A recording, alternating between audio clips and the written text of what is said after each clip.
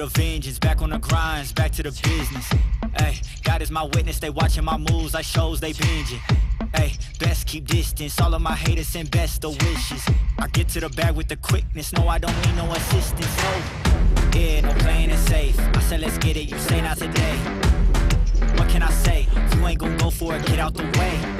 Yeah, got no time to waste, can't be with me if you're not at my pace. You're not at my level, you're not in my race. One foot on the gas, I'm pushing the brakes. Dancing with the devil, there's no recital. I'm killing competition, ain't no revival. I shoot it to kill it, I'm aiming for vitals. I'm showing no mercy when facing my rivals. Snakes in the grass, they getting exposed. I know they be lurking, I'm watching them close. Acting like friends, but really they foes. Saw they be scheming and said adios.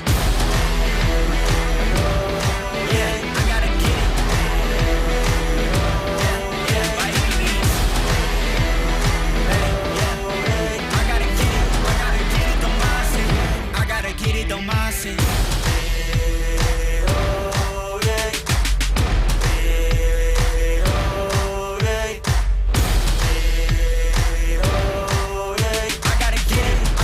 it, don't mind it. I gotta get it, don't mind it.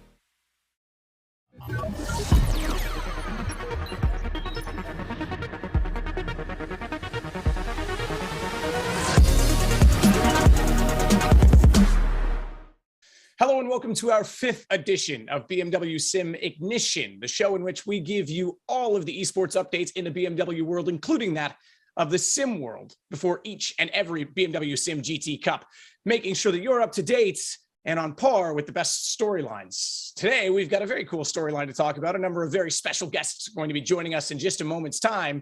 But first and foremost, we need to look back at round 4 of the BMW Sim GT Cup to get you up to speed for round 5. Let's take a look at the highlights. It was Romain Grosjean Esports that dominated in qualifying, 3 cars inside of the top 4. And as RAG Jr. got us underway at the Nürburgring, the drama was behind as Chris Lullen and Team Redline Blue went defensive all the way to the inside wall, a move that would incur them a 5-second time penalty. It was RAG Juniors, though, that self-spun through turn 3 in the arena, giving Andre Melchers the lead as the top 4 began to break away. Opening 20 minutes saw plenty of fighting and plenty of contact, most significantly of which saw Maximilian Beneke's Team Redline Red Machine come to blows with BS Competition through the arena, with Redline Red dropping back as a result. 15 minutes into the race and Redline Blue hit the front as they tried to work out the gap that they had to build, that 5-second time penalty weighing in their minds. With 59 minutes left to go in the race, the pit stop started and the gambles became clear. BS competition with the blue and red cars took no tires, Cova's 2 machines took 2 tires, and Redline blue and purple would take 4 tires. 12 seconds the gap between Cova and BS competition. Redline are further 9 seconds behind. With 40 minutes left in the race, the 777 for Cova got past the Redline orange machine aggressively after losing some time, and 8 minutes later, Cova tried to play the team game. The 707 trying to slow down Redline blue to try and help out the 777. As we broke down, with 30 minutes left to go in this race, both Cova and Redline had to get past cars. They got within 8 seconds of the leaders, but the real story to watch was Redline purple beginning to close as well. With 18 minutes to go, you started to see the no-tire gamble really starting to hurt machines. BS Red and Cova 707 got swarmed by the chasing pack as they dropped towards the tail end of the top 10. 11 minutes left, and the 707 was holding on with old tires, but ultimately, with its aggressive defense, got caught by RAG and through the arena, and Antiohola was pointed in the wrong direction. 5 minutes left to go, and Cova had closed, and it was as easy as pie for the 777 to take the lead of the race. BS competition could do nothing then, as Redline would get past as well on that very same lap.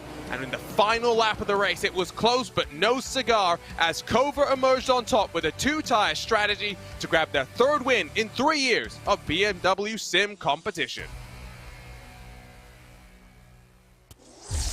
There you have it, another incredible race as always, and a shock win for Cova, who skyrocket themselves, both Valtteri Alander and Matthias Sippola, up the standings, 37 points each. Now, I say each because remember, BMW Sim GT Cup is endurance races with a stint per driver, 2 drivers a car, but the drivers accumulate the points because it all goes toward BMW Sim Live at the end of the year, in which they will no longer be in the same car and everyone competes on their own. So that's how it's done. Obviously, another decent result for BS competition, as a 3rd place and another podium puts them continuing to be at the top of the standings, just ahead of Team Redline. With that, we need to switch our focus. Let's look directly at what I said we had. Some special guests today who have already put their names in the iRacing Hall of Fame for eternity after another incredible win at the Nürburgring at 24. After their victory in 2020 at the 24-hour race, Team BS competition was victorious again this year in iRacing's special 24-hour event. It was Team BMW Bank this time, however, for Bruno Spengler, K. Cash Cube, and Phil Danes, who's not here today, but we do have the young man who impressed, I think, many people, Vasilios Belasotis, and he's going to be joining us. Guys, this was a pretty special event every year. I think it's probably the coolest 24-hour race on the planet in real life, and I think in sim, it has that same precious feel, given that it is the Nordschleife. It's just so challenging in so many ways, and there's different classes and different sort of obstacles on the circuit. How excited and how emotional were you guys for your victory? I think that was a very emotional victory for us. We didn't expect that, and I fully agree. The 24-hour race of the Nürburgring is always a great spectacle. It's very demanding. It's a very demanding track, not only fighting the competition, but also the track at first. And yeah, it was just a great result for the team and for us drivers, especially, of course. Very tough fight, and yeah, great result. And how did you celebrate, Kay? Because Bruno, I was watching your stream, and I jumped back in after you won, and I was like, "Where's Bruno? Where's Bruno?" And I know you had some family stuff you had to deal with, so obviously your celebration was a little muted. But Kay and Vas, what did you guys get up to? For me, basically, instead of celebrating, I was pretty exhausted after the race and went straight to bed. But yeah, after that, the party was on. Celebrated the win with some friends, and yeah, it's definitely a win I will definitely remember. Absolutely, and just to touch on you, Bruno, yeah, like I said, AFK at the end on stream, not for the best of reasons, some family stuff going on, but what did you do after you got the time to settle into it? Yeah, so it was a bit of a weird one because my son was at the hospital with a very bad virus since a couple of days already, and I was kind of, as soon as I was finishing my stints, I was going to the hospital to see my wife and my son, and then coming back home to drive again, and was a bit of a crazy one. But I mean, it was so emotional to win this race because I think it's the toughest one on iRacing. It's so hard keep the focus all the time at a high level and with all the traffic and, you know, some guys getting tired also towards the end in other classes and doing mistakes while opening the door for you and not opening the door for you. And, you know, it's getting messy out there. So you have to have your maximum focus all the time. For me, it's a great training for real life driving, and I really loved it. And I had great teammates. You know, Vasilio set the pace right in the beginning, you know, being in the right place, doing good quali and following. Of course, yeah, the Porsche was just we were not able to be on the pace of them. They were just too quick, but otherwise we were the first of the others, let's say. And we had a really strong pace and a really strong car, and team has done an amazing job setting up the car. We had a great setup. And yeah, well, in the end, Honda was a bit unlucky. You and the Porsche. How did it feel generally, though? Because I know a lot of teams, and Bruno, I think you had this a little bit, damage issues, curb strikes, and bottoming out. Obviously, this was right after the last iRacing patch going into season 22. And there was talk about how they were trying to change the aero to stall out, but it was causing some issues, I think. How did you feel with the car going into the race? Yeah, I mean, that issue with the damage was, of course, yeah, with us in the beginning, in the setup preparation, because yeah, you went out on a practice lap and already on the out lap you had damage, and how to deal with it, right? And it was really hard. It was really hard to find a solution there for the setup. Obviously, we didn't manage to completely avoid this. We got damaged pretty early in the race, and it added up over the course of the race. And yeah, I think the BMW quite a big issue there. And but we did a good work as a team. We found a good setup, good solution to that. And yeah, it still had a lot of pace at the end of the race. So that helped a lot. So obviously the damage being done, and I'd done some laps myself in the BMW around the track just because I was, you know, I love it and why not? And I was noticing it too, but was it more than the optional repair time? So you actually were carrying it stint to stint. There was no reset on that damage. Oh yeah, definitely. I mean, in some stints we added not so much, and some got repaired, but overall over the course of the race it just added up, and the car obviously got slower and slower, especially on the straight. So it was a big issue. But I think from the beginning on, we didn't really have the pace of the Porsche. I mean, obviously Honda is a ultra quick team. I mean, nobody's questioning that. But I think on raw pace, the Porsche had a slight advantage there. So we couldn't really match them, and just had to try to be consistent, to not make mistakes on our own, and keep the damage in check. What was the most exciting stint in the race for each of you? Vass, I know you started. That's obviously got to be somewhat exciting. Yeah, the most exciting stint in the race was, yeah, probably the starting stint. I mean, for me, it was the first race that I've done in such a big event, in such a big special event, and I think even my first race start in the special event I did with the team. So obviously, it was an exciting adventure. Also, I had a slight bit of pressure, but you know, like after going to the first 5 corners, the pressure goes away, and then you just concentrate on your own driving. But yeah, the first stint was pretty amazing. Also, like following Rainer, who yeah, sadly had the crash at the end of lap 1. Yeah, it was so, how do you say, it was such a wild adventure. And yeah, obviously also in the night the stints were pretty crazy. Also had some moments where cars were standing in the corners and stuff like that. So yeah, to sum it up, yeah.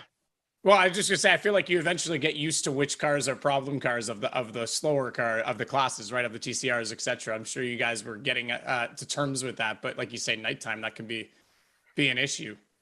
Oh yeah, absolutely. In the nighttime, thankfully we didn't had any like major incidents or accidents in the night, or also in general. I think we just had one slight contact with the TCR and in the Moodkurve, but other than that, thankfully we had a pretty clean race with no major incidents, and yeah, that was basically also the key to the win. Okay, how about you? You obviously took the car home at the end, but what was your perspective of sort of the race, and what was the biggest sort of management aspect that you had to deal with?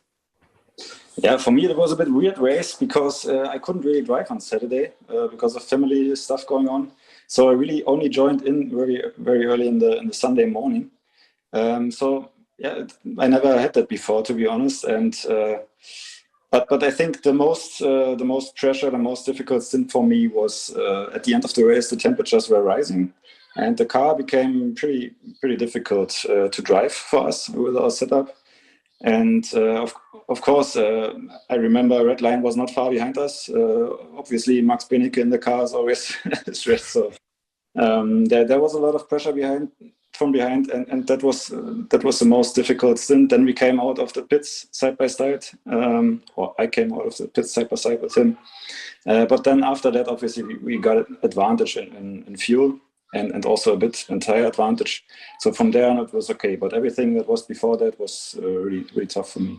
I actually remember watching during that portion of the race when you guys were side by side out of the pits. But you're right, the tire and fuel, they couldn't quite stick it to you. How much time goes into this for you, especially, I guess, Kay, we'll stick there. Like, you know, big events. How much practice in terms of a week, a month, comparing it to sort of what you'd expect or what people at home might know as their regular job? Well, it depends. It depends always how much time you have beforehand. If there's an event before that, a weekend before, 2 weeks before. But usually, I think we start 2 weeks before the event, and then the team gathers and tries the fundamental stuff, let's say. And from there on, it's every evening, basically practicing. Not always at the same time. We are also on different continents and so on, but we try to be on the track at the same time and just exchange our evaluation, what we find out, if someone finds something or learns something special. And we over the 2 weeks or 1.5 weeks, we try to puzzle that together and find a good solution. Do you think being, as you say, spread out over different continents, is that an advantage in a race like this? Obviously, in real life, you're all in the same time zone at the same track, but being spread out over the internet, you're kind of fitting into different sleep schedules. Is that an advantage for this or a disadvantage for communication purposes? I think we manage well. In the race itself, it is an advantage. I think it's a big advantage because, I mean, you have your normal what your body wants, and that is to sleep usually during the night. And when you have someone 9 hours behind in the time zone, that helps a lot. He's fresh. He's in his daylight or day mood, and can just deliver. And the guys in Europe can sleep, and the other way around. So in the race itself, it's an advantage. Before the race and preparation, I think we manage really well. We have good communication, and there's always some time we can be on track together and do things together. Bruno, back to you. Obviously, you and I did BMW Sim Live last year, and you were super into it. We were watching the races together, and you said at the time that you actually watch more sim racing than real racing these days. How much does Team BMW Bank, Team BS competition mean to you, and this victory as well in the virtual world? I know we all want to win races in real life, and you've done that many times, but this is sort of a new thing in the competitive aspect, and it's pretty cool. I think a lot of people are watching it for the right reasons. Yeah, for sure, man. I mean, I started to be serious about it like 2 years ago when COVID was there in 2020, and IMSA decided to do the Pro Championship, IMSA Pro Championship on iRacing. And this is where I started to get very serious about it, and also involved with BS competition, got the help of BS competition, of Kai doing the setups and preparing with us for the races, And this is where I started to get in love with it. And then, it just was rising and rising, my passion for it. What's different about it from what I know from real racing is, especially nowadays now, there is so limited testing in real racing, So here, for example, when there's something I'm not happy about or something I struggle on or something I want to improve, I just jump in my sim when I wake up in the morning, do a couple of laps and can work on it, and this is what I like about it. And I think it just helps me. I don't think it makes me a better real life driver, but it helps me a lot to adapt to different conditions quicker than I did before. Because in sim racing, your reflexes are trained all the time. And to be able to match Kai or Vasilios or Phil, on speed, it takes me longer. It takes me more laps if I can match them. Some tracks I'm just not able to match them. They are just quicker. but some tracks I can come close or match them, but it takes me a little bit longer because these guys are so good at it, you know. And this is what I like, because there's always a challenge behind, and there's always something I have to work on and to improve, and something to look forward to. And yeah, and also with BS competition, you know, I feel like in a family there, as Kai says, you know, when we meet on Discord all together and exchange our adventures and set up stuff and learn on the driving from each other, this makes us a strongest team. And yeah, I'm happy to be part of BS competition and have teammates like I have. And BMW is very strongly involved in sim racing and BMW esports, and I like that. You know, there's not brands that is so involved like BMW in sim racing, and that's great. You know, for a real life driver to be part of it is really nice. What about from I know you say it doesn't necessarily make you a better driver in real life, and presumably that's as someone who's already developed. Younger drivers, maybe like you say, training reflexes or just getting seat time to train the mind could be certainly an advantage. But how much does your real life experience help teammates like Vasilios, who's 16 years old? How much of that did you actually feed to him? It's like, you know, mentality wise going into this race, or just with the setup and how you approach maybe making incremental changes to the car? How much of that do you think actually is beneficial to them as opposed to the other way? Well, honestly, I don't get involved into setup that much because I don't have the background or the experience like the other guys have. Maybe sometimes I would feel something that I like and then introduce it, but most of the time, you know, guys like Kai, for example, are really the guys who have the feeling and the experience and the knowledge to develop the setup. And then, of course, young guys, what is always interesting with young guys like Vasilios, for example, they would just try something and feel it's good, maybe something we would never think of, and then we introduce it with the rest of the setup and it works, you know. So it's good. It's great to have a team, for example, like we had, you know, with young guys like Vasilios or Phil, for example, who is already kind of middle young. He's not that young anymore, and Kai and me with more experience. So it made a very good mix. And I think that's cool, you know, to have such a mix, to have Vasilios' freshness and craziness, let's say, and then mixed with other guys which have more experience. And I think it's a good mix, and I liked it. I think we were a very strong team. Yeah, it's a good point as well about setup, because everyone can kind of do their own thing and then compare notes, as opposed to real life. There's one car and only so many mechanics and time to switch everything. From your perspective, Vasilios, then, as a young 16-year-old who started this race, as you say, the first special event with the team, how much did having the experience of guys like Kai and Bruno in the team help you? And do you think you've won them over now after that start? Yeah, well, of course, having the backing of drivers like Kai, Bruno, or Phil gave me a lot of trust and confidence, especially for the race, or also for the race start.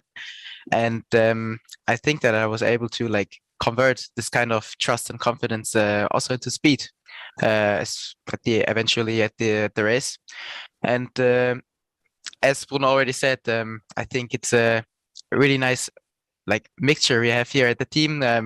We have like a mix of experienced drivers and like young drivers, like for example, I don't know, Julian Kesselut, for example, or me. And yeah, we're gathering a lot of ideas together, and at the end we are trying our best to like use all of them. And yeah, I mean, being surrounded by these experienced drivers is a real pleasure for me, and yeah, I'm thankful to have this opportunity. Not a lot of teams. We see it more in, you know, League of Legends or something of that matter. I know BMW works with T1, and they're famous for having academy teams, but not a lot of teams in sim have that. How important is it for you or to have this sort of young platform, this development, if you will, within BS at such an early age? Yeah, that's a good question. I think that yeah, it's not unknown, but the youth is the future in both wheel sports and esports. And I think that from a team's point of view as well, it's also pretty important to have like several drivers from, let's say, the age from 15 to 19, because that also gives like the team some security for the future. And also an interesting thing about that is if, for example, these drivers are already right now if they are competing at the highest level of sim racing, for example, right now, how will they perform like in 3 to 4 years, for example, when they're like 18 or 19? You know, that's such a interesting thing to be exciting about, and exciting about for the future. And really, I can just look forward to that. And where And did also, you? Oh, sorry. Go ahead. yeah, I just wanted to say that, from a driver's point of view, I mean, it's pretty important to get an opportunity to prove yourself. And as you said, there are not so many kinds of academies out there at the moment in sim racing. So it would be pretty important to get like more opportunities for them to prove themselves. And yeah, we definitely need more kind of academies or kind of like things like that in the future. Yeah. Without those, you're 16. You're in the BS without an academy team, the real team. There is no secondary point. Where did you get all your speed from at such a young age? Ooh. Well, I think the main reason for that was my dad in the past. I mean, I started pretty young with real motorsport, and also video games or racing games. I can still remember myself hopping on my dad's chair on his computer, getting my first touches of sim racing, let's say it like that. With I think it was Grand Prix 4 in the past. I don't know if anyone still knows this game, but it's like some kind of a Formula 1 simulation from 2004. And I can remember myself turning his old Momo steering wheel while he was doing the pedals for me. And well, in the past I like to purposely crash into other Formula 1 cars, and well, my dad didn't like it, obviously, so he quickly teach me how to drive properly and how to not purposely crash into other cars. But yeah, getting my first impressions of professional sim racing started when like 3 to 4 years ago. I think I visited one something like a car museum with my dad in the past. It's pretty famous here in Cologne where I live. There's also the private collection from Michael Schumacher. Yes. And there's like some kind of a building next to it which had like a sim racing workshop which was full of like full motion simulators. And when I was like 12 or 13, I was going there with my dad, and I had the opportunity to test drive on these full motion simulators. And thankfully the shop owner was there, who was also a real life racing driver in the past. And well, he gave me, he supported me then from there on. And also from then on, I visited that shop like 3 days a week or so. But that was a pretty important step in my journey, let's say it like that. And also there I met my former team principal or team manager for my old team. And he was also the guy who brought me in touch with the top level of sim racing series. Like in the past, it was, for example, the virtual 24 hours of Le Mans or the digital endurance championship over the Nürburgring, which is known to like most sim racers nowadays. And in my opinion, though, the most important step of this whole journey was me joining BS Plus in last year's December. I think that was a time where I gained all of the speed I have right now, because driving around with these guys, like here all drivers are like world-class material, like whether it is Rainer or Phil or Kai, everyone of this team is world-class material. Like every one of them is it. And I mean, just driving with them automatically gave me confidence and consistency and also speed. Also, looking through the data or comparing the data to my teammates was a big step for me to learn how to improve myself. And eventually combining all of that is what I am today. Yeah, it's interesting. Cologne has quite a rich motorsport presence. Obviously, Michael Schumacher's from there. There's a couple of famous other branded teams that have had Formula One bases there, and wind tunnels and development centers there. So it's pretty involved, no question. And esports is pretty involved there in general too. So you're in a good spot, I think, for that. Switching, just the final question for you, Kai. Obviously, you have a big involvement in this team, and doing a lot of the setup. How proud of you of this race overall is this in the context of the success of the team, and how do you guys move forward to continue that success and to continue to develop the team as you have been? Yeah, I mean, obviously, it makes me very proud. I mean, also when I started sim racing, it was completely different. It was basically nerd stuff, sitting in front of a computer, turning a wheel. I was watching guys like Bruno Spengler at the track or in TV, fighting for DTM championships. And now I'm sitting here racing 24 hours on the Nürburgring with Bruno, having teammates all over the world. Being in such a great team, I mean, we started out small. We started, BS was, I think, founded with two drivers. Then I joined after Alex and Lauren. And it went really quick the last 2 years. And we became a team that everybody knows. Everybody knows the Zebras now.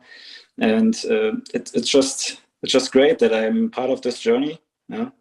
And I'm looking forward to doing that some more in the future. I mean, obviously, I'm involved in real life as well, so I always try to manage both worlds. So absolutely, we need the young guys. We need the guys who can commit to this and give their all. And but I still want to stick around and be part of it. Yeah, very cool. And I think you're right. Everyone knows the Zebras, from two guys in sim to having it on a real car with Turner, Robbie Foley involved, another real life driver. Very, very cool. I also had to laugh when Vasilios was talking about sitting on his dad's lap and him pressing the pedals, because Bruno, I've seen you do that with your son on your stream a few times. So I'm sure you can relate now that you're a father in motorsport, and sim will have a whole different meaning in the house soon as he grows up, which must be pretty special. Guys, congratulations. Awesome victory. And it was super, super fun to watch. I watched as much of it as I could, obviously, over 24 hours, but it was great when I did. So congratulations. Thank you very much. Incredible to hear from BS Competition. And obviously in this instance, racing under the Team BMW Bank livery and banner, so much diversity within that team. Obviously, you've got Vasilio, such a young guy, Kai, who's been around sim for so long, and Bruno Spangler, who brings a ton of real world experience. It really is sort of the perfect ingredient of youth, experience, and speed. And you can see the result, winning the Nürburgring 24-hour on iRacing this year. Very, very cool, and job very well done to them. But we've got more jobs to look at right now.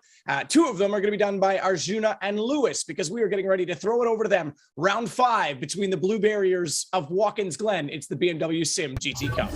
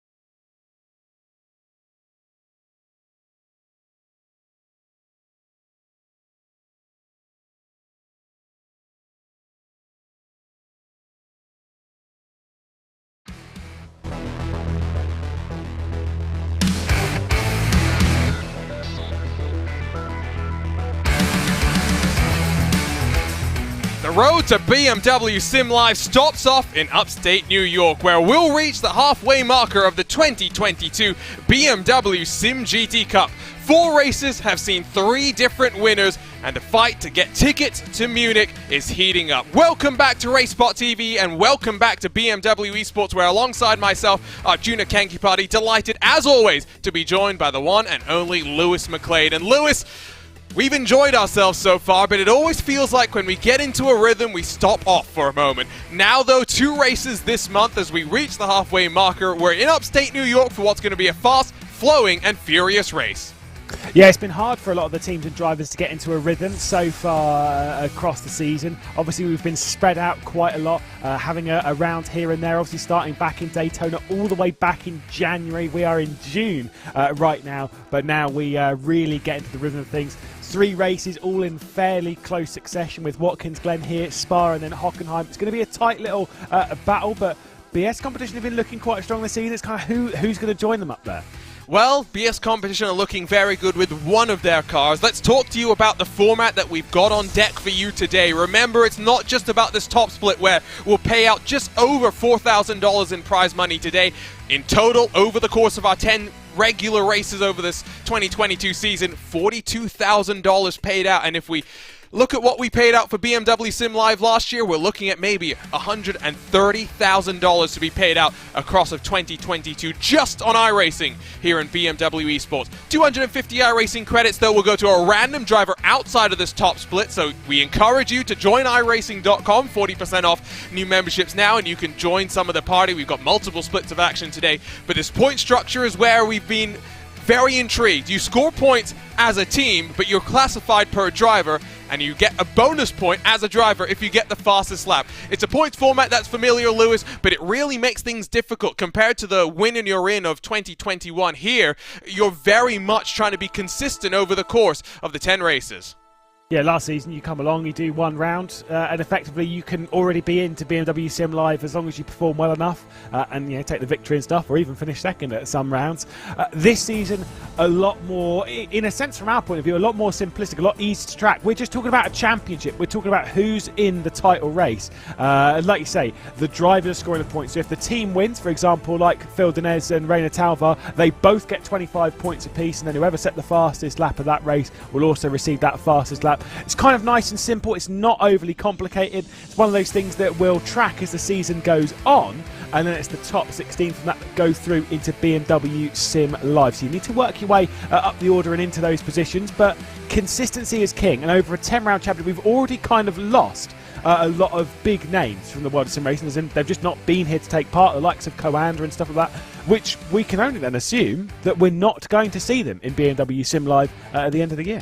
I would wager, though, based on how the points are looking, that if they showed up from the next round onwards, you can never count Coanda out. Let's talk, though, about the road we've been on so far. It started on the high banks of Daytona, where Gianni Vecchio won again. It was a photo finish with Team Redline Green, but it was Vecchio and Lullum that took victory. Then we went to the Michelin Raceway Road Atlanta, and it was a strategy call that got Reina Talvar a gap, and a gap that he built on to dominate the second half of the race.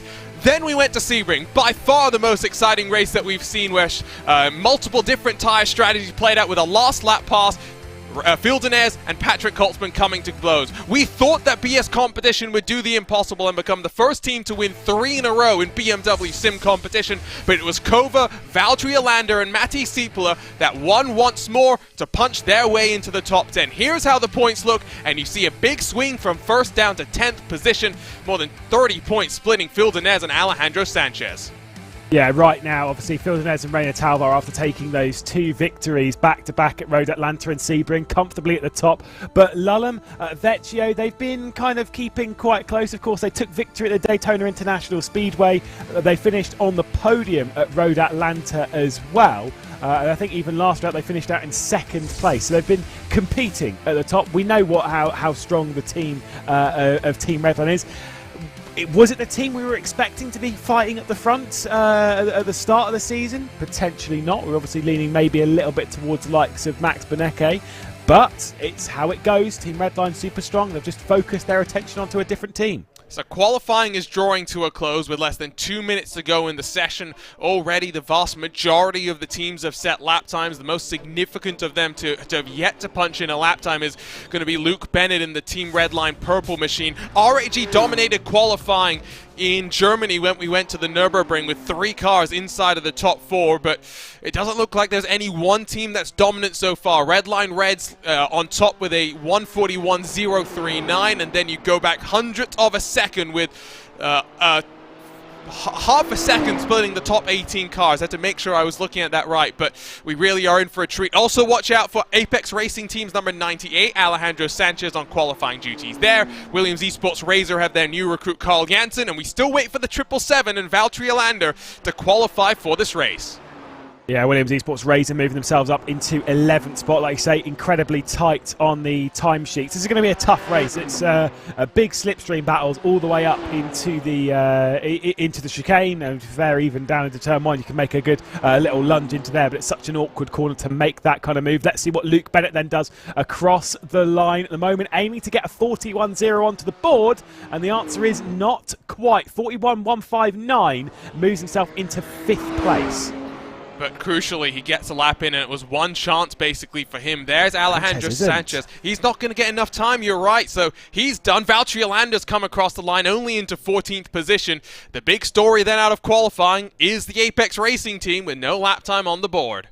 The only team of the 47 cars we have here at Watkins Glen, the only team that did not put a qualifying lap in is Alejandro Sanchez, the driver that had the first pole position of the season back at the Daytona International Speedway. That is drama.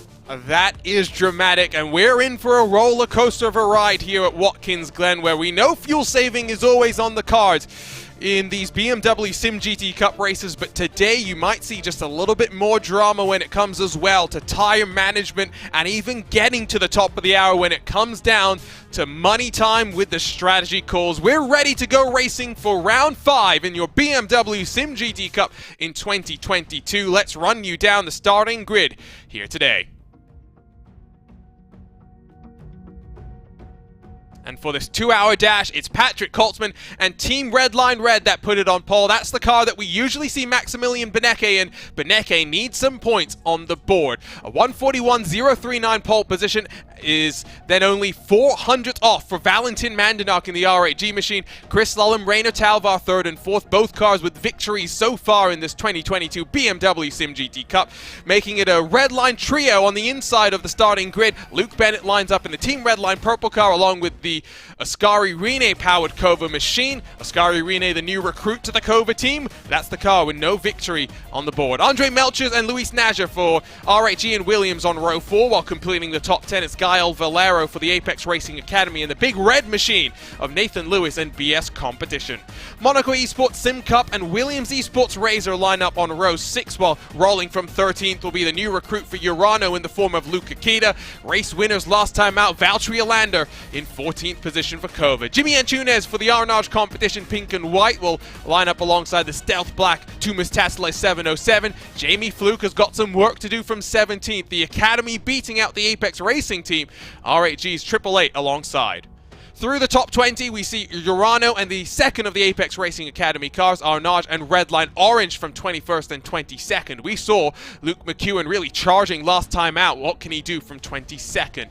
Carlos Diguez for the third of our Arnage machines inside of Alex Arana for the Williams Esports Chill Blast, while Dylan Burse and the VG Racing Esports team roll from row 13. German Sim Racing as well as Logitech G Altus 27th and 28th, while Urano and Urano are completing the top 30.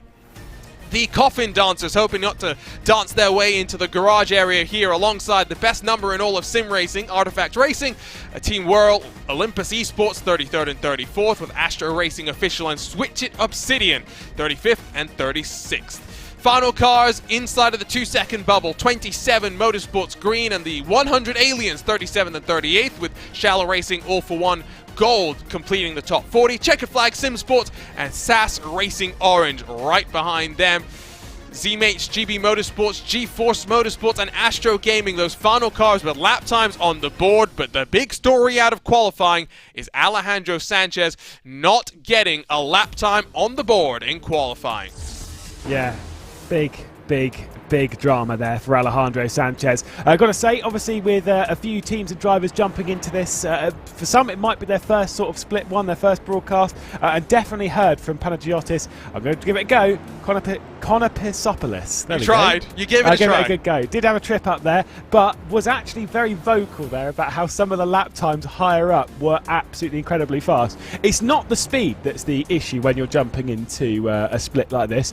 It's the fact that almost everyone can do it. So you'll be putting in the best lap of your career so far, potentially, and you're still 40th. That is a bitter pill to swallow. I always have to say it. My proudest moment in all of sim racing was when I jumped into a 12-hour, the iRacing 12 Hours of Sebring back in 2020, just after the world lockdown, and with 90 minutes practice was only 1 second off the qualifying pace of the king of qualifying, Josh Rogers. I've got to top myself up a little bit. Come on. That was good. It was not bad. I was quite proud, and like you say, the lap of my life.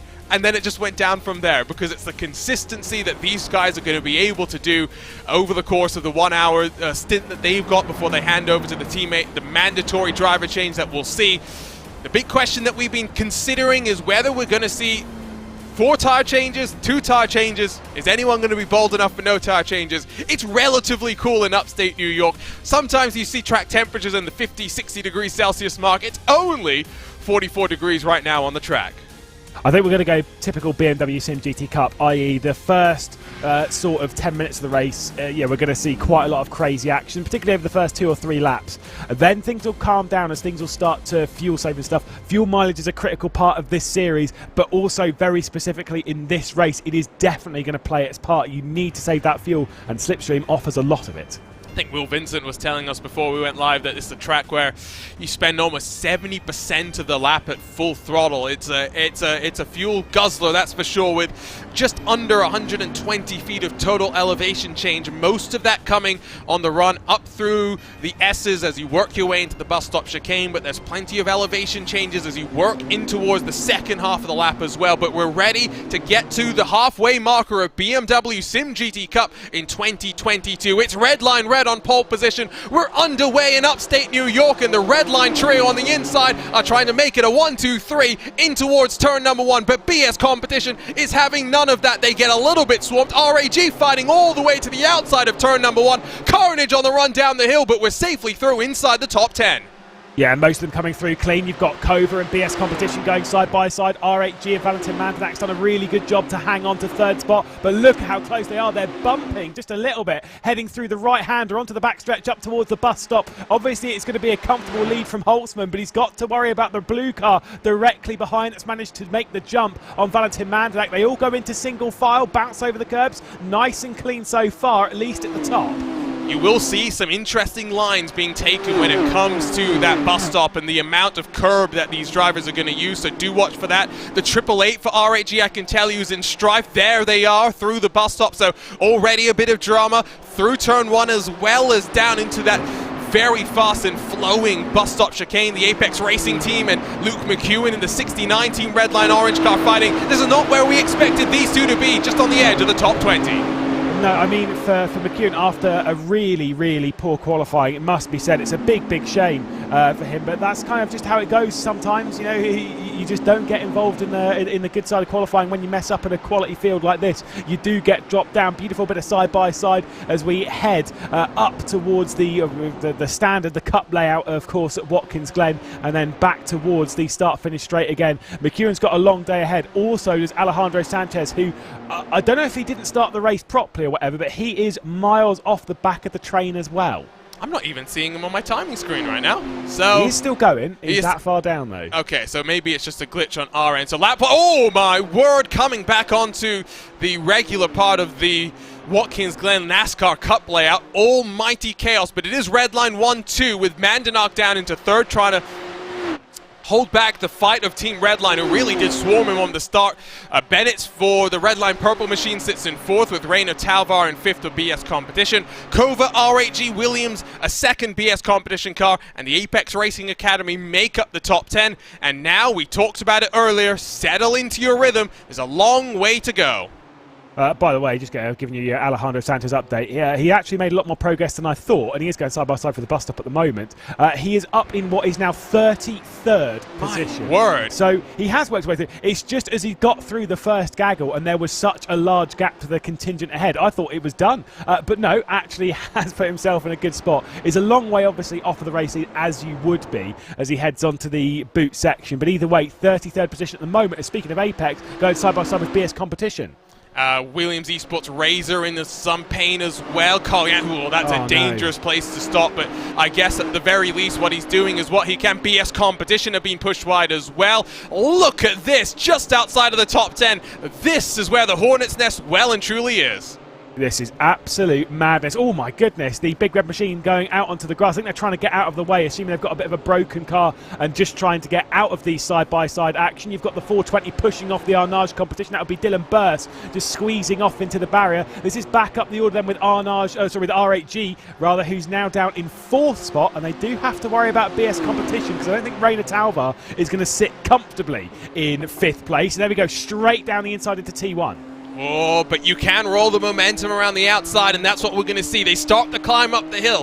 100 feet, almost 30 meters of elevation change. It means the draft is important as well. Red line red, and Patrick Holtzman trying to break away, but they're not really going to be allowed to do so. It is a red line 1, 2, and 3, though, for the time being. Here comes Talvar trying to duck one way, then the other. You hear from the 6th spot, Oskari Rene getting off the throttle, saving the fuel on the run into the bus stop chicane. It's nice and tidy up here. It's still frenetic further back. Is this the first time that we've seen Oskari Rene in the Cova?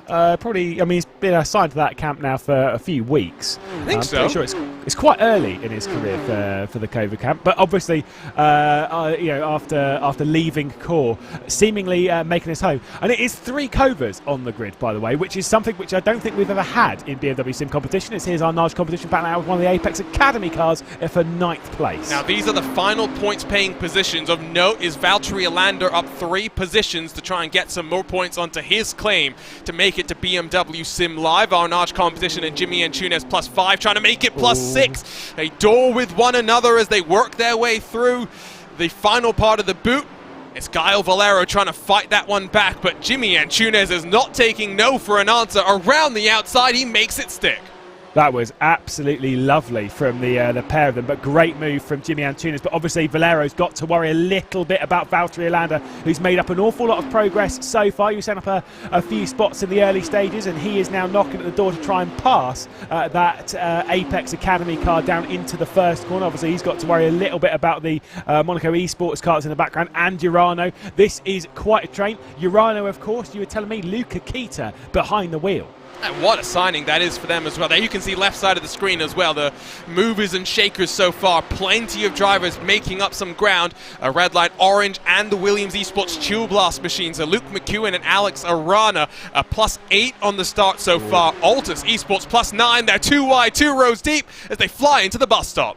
Yeah, super move there from Valtteri Alander, just absolutely sends it on Valero. And obviously you've got Luca Kita making up a spot, and now he's going to try and attack Valero coming through the carousel. Super bit of racing there. It was a bit of a late look from Valtteri Alander, but whatever it was committed to. And like I say, Luke McEwen's doing a great job here up to 14th spot. He did this last round. You alluded to that when we were rolling down the grid, that he worked up his progress in the early stages of the Nürburgring race. Let's see what Luca Kita can do straight around the outside. That's Jaden Ladick, who's also now trying to join the party. Gael Valero seems a little bit like an anchor right now. Are they going to be 3 wide? Are they really thinking about this? Not even 10 minutes into the race. They'll do it, and Valero will try and squeeze the red line orange car. Has to back out of that one. McEwen trying to get 2 for 1. Oh, super bit of racing there. I mean, this has been a great start to the race. That's a little bit of a bit too much of a dive down the inside from that Monaco Esports Stars, but again, around the outside, McEwen's made it stick, needs to complete into the penultimate corner, and certainly does so. You've got Dylan Burst looking down the inside there in that livery, which you cannot miss. Of course, it is one of the basic default iRacing liveries, but it's done in such bright colours that you couldn't miss it if you tried. And there is the Apex car coming into the pit lane, the Academy car coming into pit lane. I'm assuming that is for damage repair, certainly not on schedule. Part of me wonders if that's on purpose, to just make sure that you can't miss that car.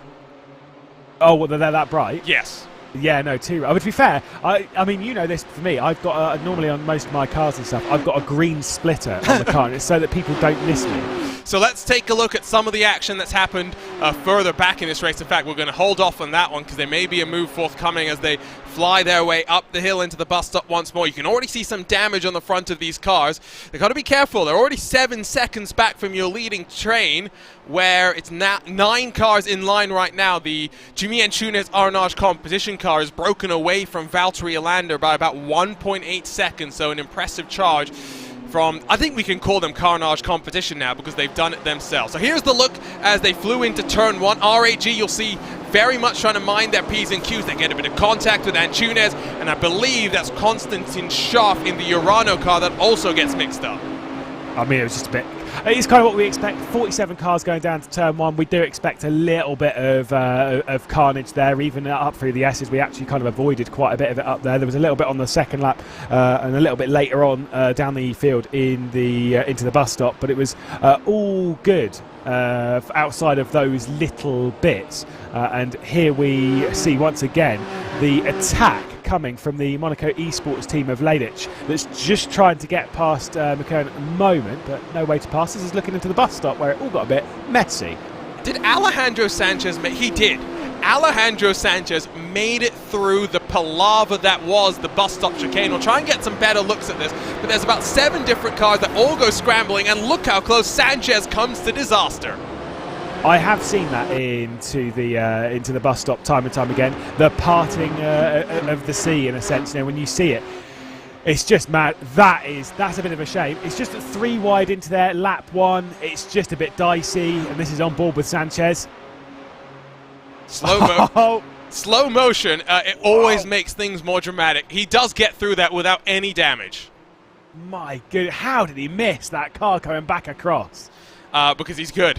It's as simple as that. He's decent. He's pretty decent. Yeah, so there was also that kerfuffle coming back onto the, over the top of the crest out of the heel through turn 9. We're not going to grab a look at that one because it's academic. Remember, we do have race control, but they're only going to take a look at things that happen inside of the top 10 for what happens to those trying to get points on their quest for BMW Sim Live. So really, plenty of drama, nothing that race control's really going to have to dive too far into.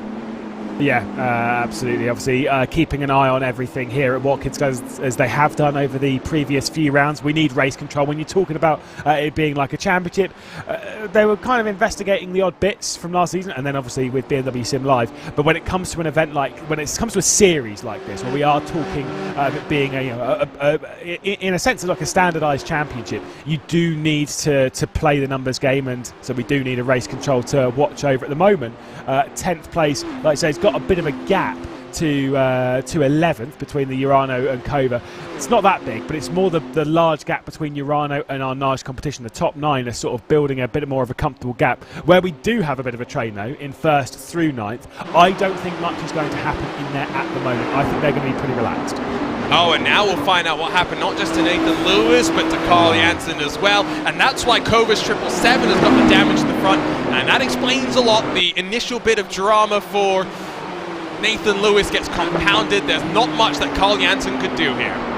I mean, this is the thing, the toe, yeah, that's rough. That's a bit of a shame for the Williams Esports Razor car. But when you drop the rear end like that, which is so unbelievably easy to do into the toe, it's just how it goes sometimes. Yeah, Rainer Talvar, he's back. He is back. But I was about to say, I didn't know if that was me getting booted from the session, but Rainer Talvar, oh dear, that's going to be... He's gone again? He's gone again. These are worrying times if you're a BS competition fan. 2 wins so far. He's back again, but this is our equivalent of an engine failure, of a brake failure. These technical issues, these gremlins that can present themselves. Talvar looks like he's in some strife. What does he do, though? This is it. He's back there again. He's in the middle of quite a large train. He's gone once again. Now, this is obviously going to be a bit of a problem for the 770 Kova directly behind. He's back. He's left. I think that eventually that will give up if it is connection. This is clearly like a connection issue on the side of Rainer Talvar. No one else is being affected by this. But what do you do in that boot? Because your choices are come into the pit lane and stick Phil Denez into the car. That is an option, yes, but then you are effectively out of the idea of scoring points. So in that sense, what's the point? So just ride on in and hope. Yeah, just ride on board with the Scaria Rene right now and see how worrying this can be if you're that car behind. In and out, you don't know if you're going to end up inside of the machine in front of you. And I can tell you that Talvar's connection to the server is quite worryingly bad. It's at that point where you do start to get a little bit concerned. But like you say, I don't think you can realistically say pull out of the way. Given what's on the line, BMW Sim Live is the place where the best of the best go and compete. And Reina Talvar has been on a roll in this BMW M4 in 2022. Remember when 2021 we shifted from the M8 GTE in the first 5 races over to the M4 for the second half of the season, those second 5 races. PS Competition showed some pace in the early stages of 2021. They came alive in the later stages once we made the switch over. Yeah, and they've been showing that so far this year as well, really carrying on that form. They've come through there, well experienced in this car, got more experience than quite a lot of other teams. It's why when we switched over in Season 2 of 2021, the likes of Valkyrie and stuff started doing really, really strong. Who was that? Was that Anaj going down the inside in the background of Williams Esports? I saw a little bit of a poke, and it certainly is. So it is Antunes trying to make a move.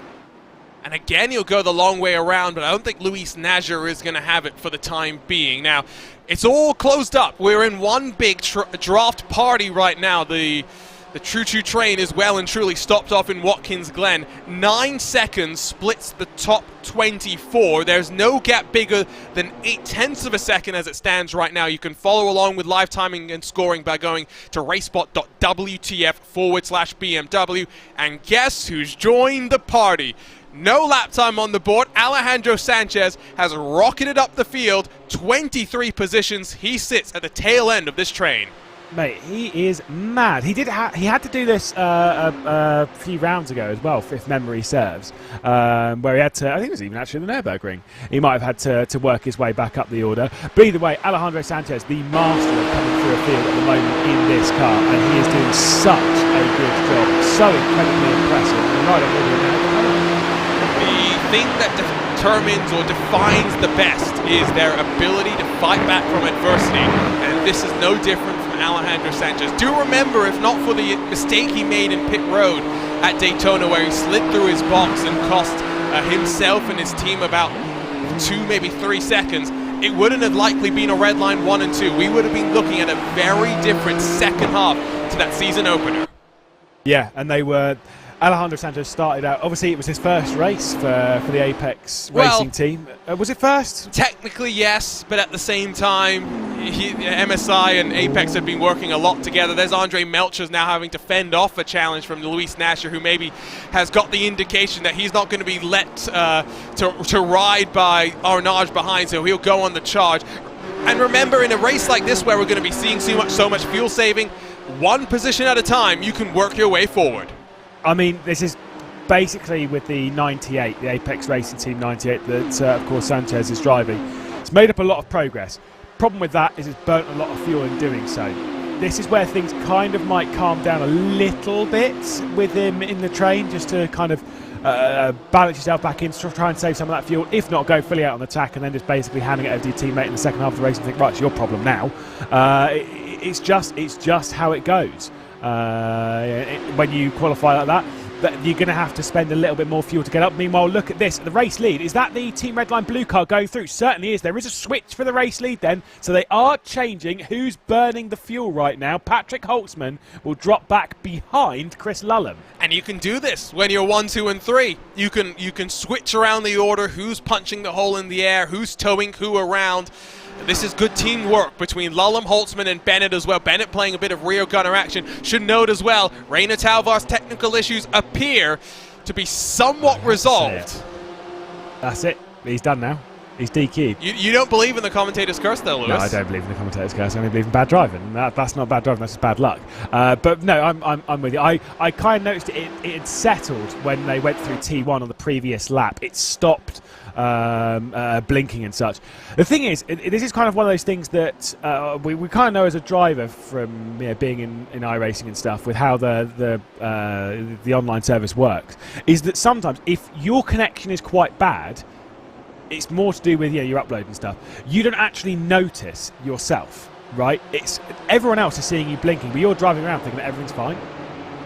I wonder if that might have also happened to Reina Talvar. He's just thinking, God, the Sky Arena is getting pretty close to the rear end of me, isn't it? Yeah, no, I do know what you mean.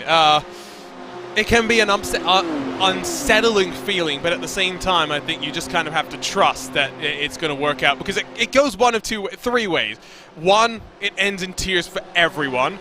in which case, you know, you hook someone by virtue of, you know, the difficulties of internet racing. 2, it ends in tears for yourself, and yourself only, in that you get dropped from the server. Just ask Coanda and Josh Rogers what that's like. They've been having a bit of internet difficulties at their esports hub. Or 3, as in the case of Reina Talvar, things just work out. Yeah, we'll keep our fingers crossed, because we do want them to stay in this race, not only for the championship side, not only because we do obviously... I mean, I was going to say we support BS competition. We support all of the teams we commentate on. I know we're obviously, as commentators and stuff, we get accused of bias left, right and centre. Oh, I am biased for BS competition. I will not hide it. But we're fans of the racing. We're fans of we have our own teams that we kind of support a little bit more than others, and those that, you know, we're more sort of like, oh, actually, you know, if they just drop it, that'll be all right. Yeah, we'll be open with that. But you know, we're fans of the teams. BS competition certainly being one of those. We don't want to see them just thrown by the wayside, and it seems as though those technical issues might be alleviated. Of course, for Reina Talvar, he sat there basically just praying. It's like, just hang on for the next 40 minutes, because then it's Phil Denez in the car, and hopefully he doesn't have the same problem. I do enjoy, yeah, for sure. I do enjoy that for BS competition and the 89 in particular. Reina Talvar as well as Phil Denez, it doesn't matter who starts the race, who finishes the race. They seem to be a little bit more flexible on that, and having that adaptability is important. We look at like the SEO Sprint Masters that you and I commentated on last year. One driver had to start race 1, the second driver had to start race 2. There is something to be said for adaptability, and no matter what position you put those drivers in, they tend to deliver. Here is Carnage Competition, as Luke Crane dubbed them, and they have now embraced on social media. I do encourage you to go check out the Carnage Competition social media and the recap clip of the first half of the year that they put out. But I love, you can see in the background, he's got a BMW there. He knows what we're looking for. It's not the right BMW though, is it? Fair, it's not. It is. I was going to say that's an M6, but is it not the DTM M? Yes. An M4 back then? Well, you might even be an older M3, you know. It's Timo Glock's one, though, I can tell you that. Yes, well, that's true. It might actually be a proper race car. I thought it might just be a road car with the livery on it, but... Oh, it could be, yes. The Deutsche Poster one, though. 10 out of 10 approved.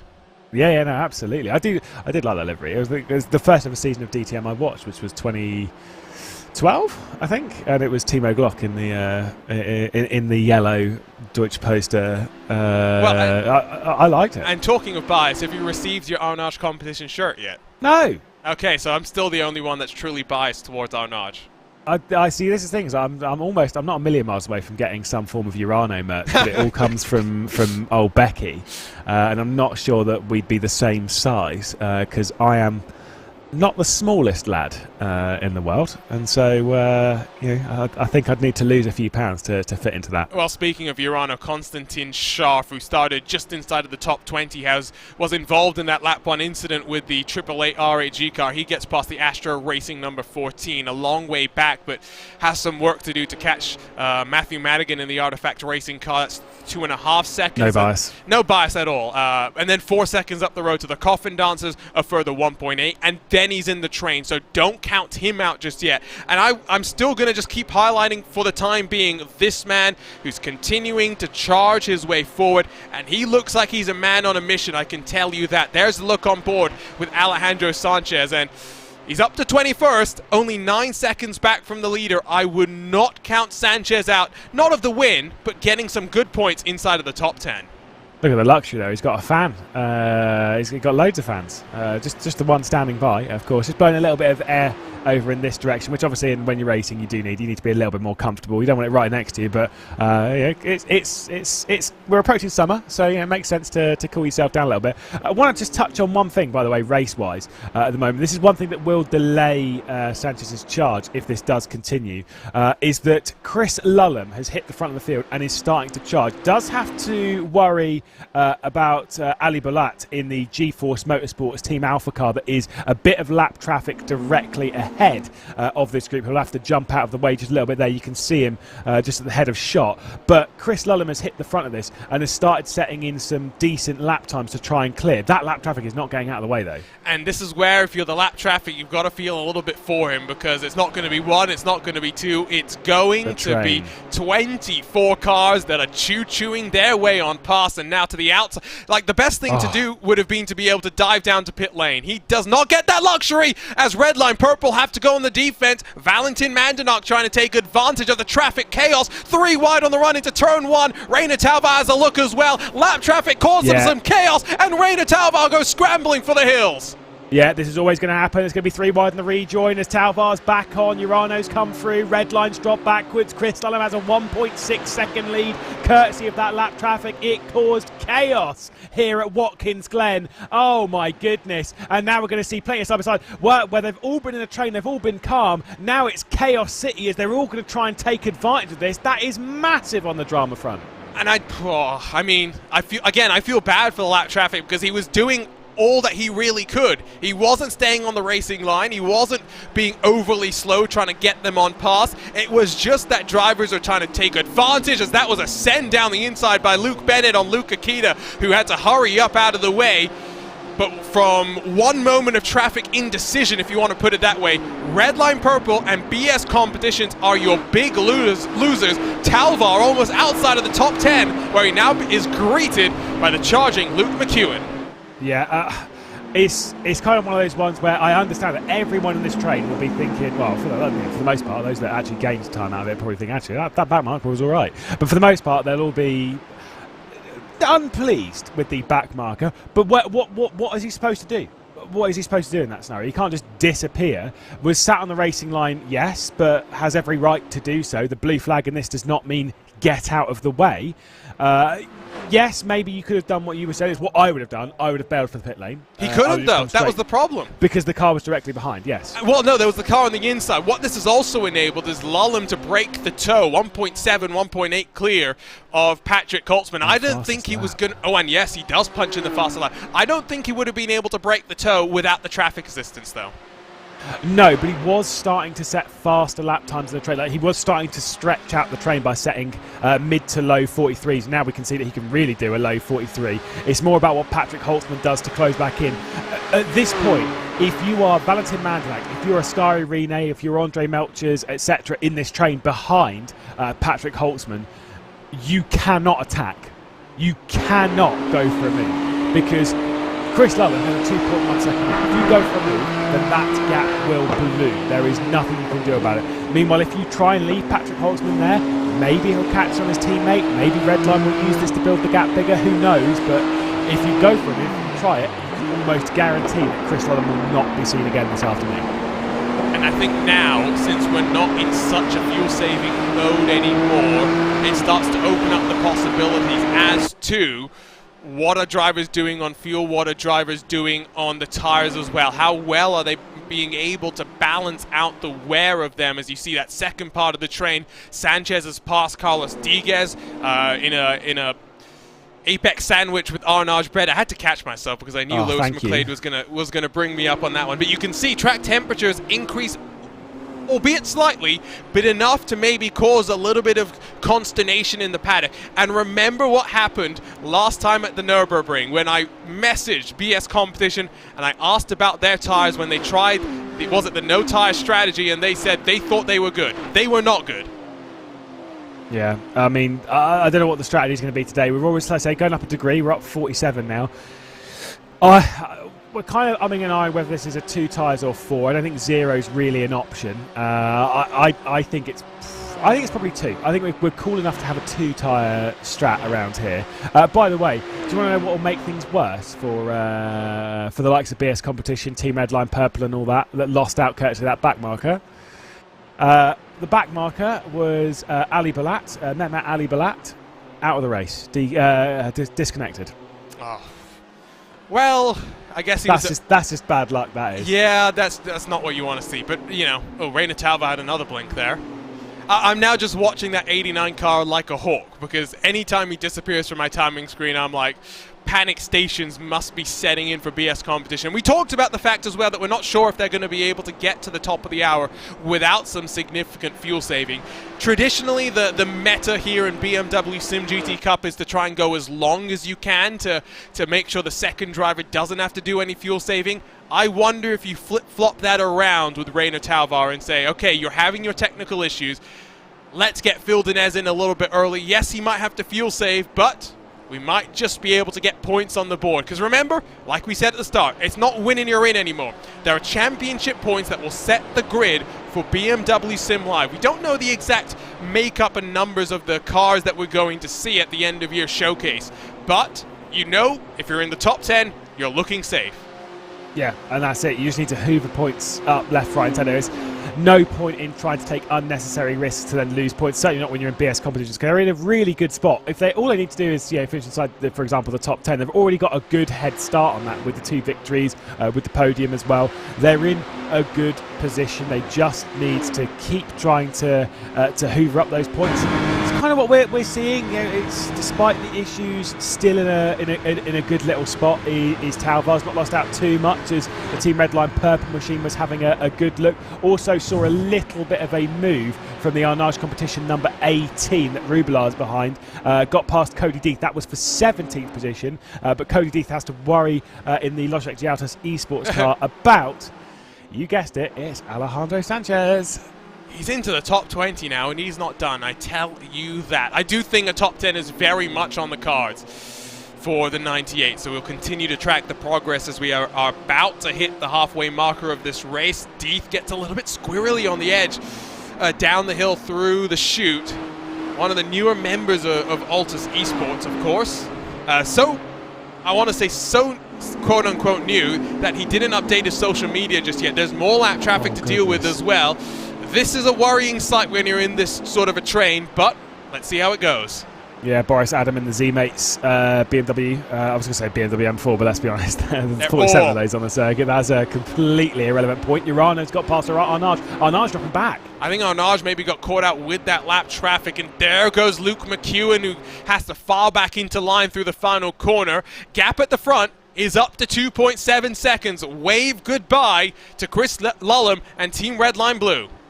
Yeah, he absolutely checked out. There's McEwen straight down the inside. Lovely move. Poor little bit of contact, though. It was so good until that point. But that is a bit of travesty for the number 5. And remember, it was for something inside of the top 10. Race Control will take a look at it. Also, you remember that back marker of Boris Adam? He's also, yes, I saw. Got absolutely dumped by the Logitech Giautas esports car. We'll see on board here with Luke McEwen.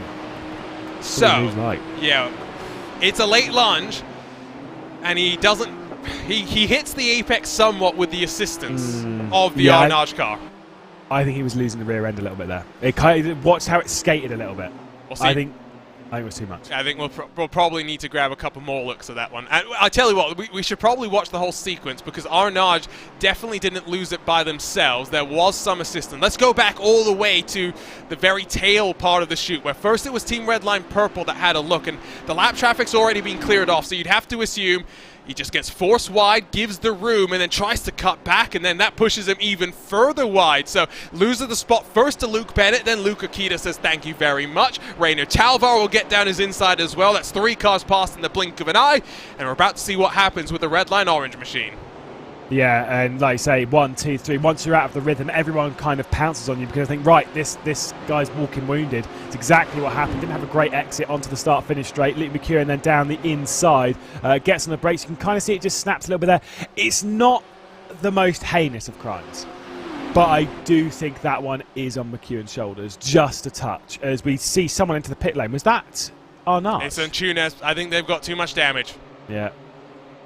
That's a shame. That is a shame. And that is unfortunate, because, again, they were looking good. There's no points on the board for them. That's all that really matters in this BMW SIM GT Cup, as they'll drop towards the edge of the top 40. We've got 47 starters whittled down to 42 still running, but only 39 are left on the leading lap. We've had to see a number of cars dive onto pit lane already that will offset them slightly from the cycle of pit stops that we'll see in just about 28 odd minutes or so. See exactly how things will fare out. Again, left side of the screen, you can see the positions gained here. Redline Blue from the inside of row 2 up to the lead of this race, where they now almost have a 3-second buffer. Redline Orange, we did say that McEwen was one to watch. He's up 12, although there's a question mark around him. Yeah, and then there is the slightly larger number of Alejandro Sanchez, who's up 29 spots. That's what happens when you start at the back, though, so you can gain a lot of spots very, very quickly indeed. I think there is no doubt who's going to be the highest climber of the day, as long as things continue in this sense.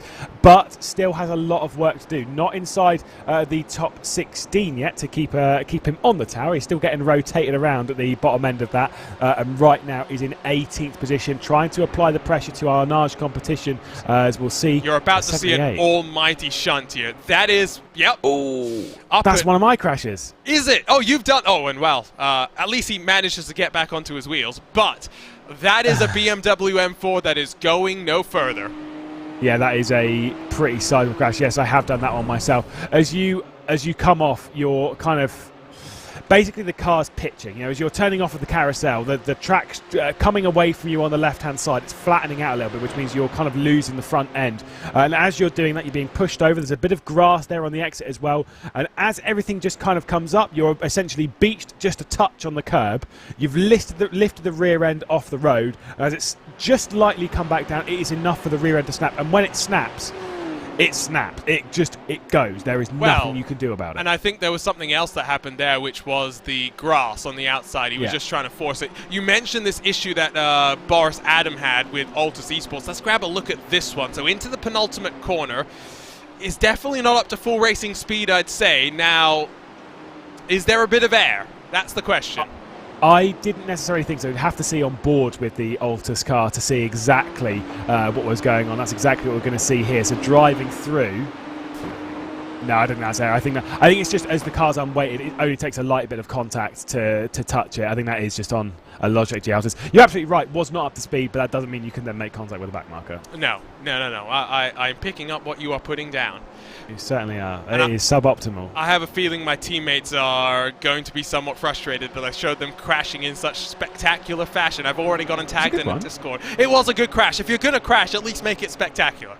Absolutely. I mean, to be fair, not that this is something you should ever do, but there are some points in races and stuff where you're like, I'm not really interested in this race anymore. I want to get out of it. And rather than pulling over to one side, which is a bit of a boring one, why not create an enormous spectacle like making a large crash? Some people, though, have done that at Bathurst, and then they've done the jump mid-race, which I am completely against. No, that is unacceptable. If you're putting other people at risk, that is not on. Although, I always have fond memories of our BMW SIM GT Cup race there last year, where Redline tried to do a three-wide jump at the end of the race. And it was failure for two, somewhat of a successful one.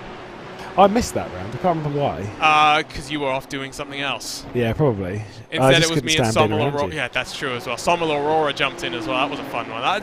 I wasn't sure what to expect at Bathurst, but it was more fun than I was expecting. Someone's having fun with this team name, that's for sure, as well as the car number. Pass me the bag, hashtag 420. But Dylan Burse, you are 15 years of age, my friend.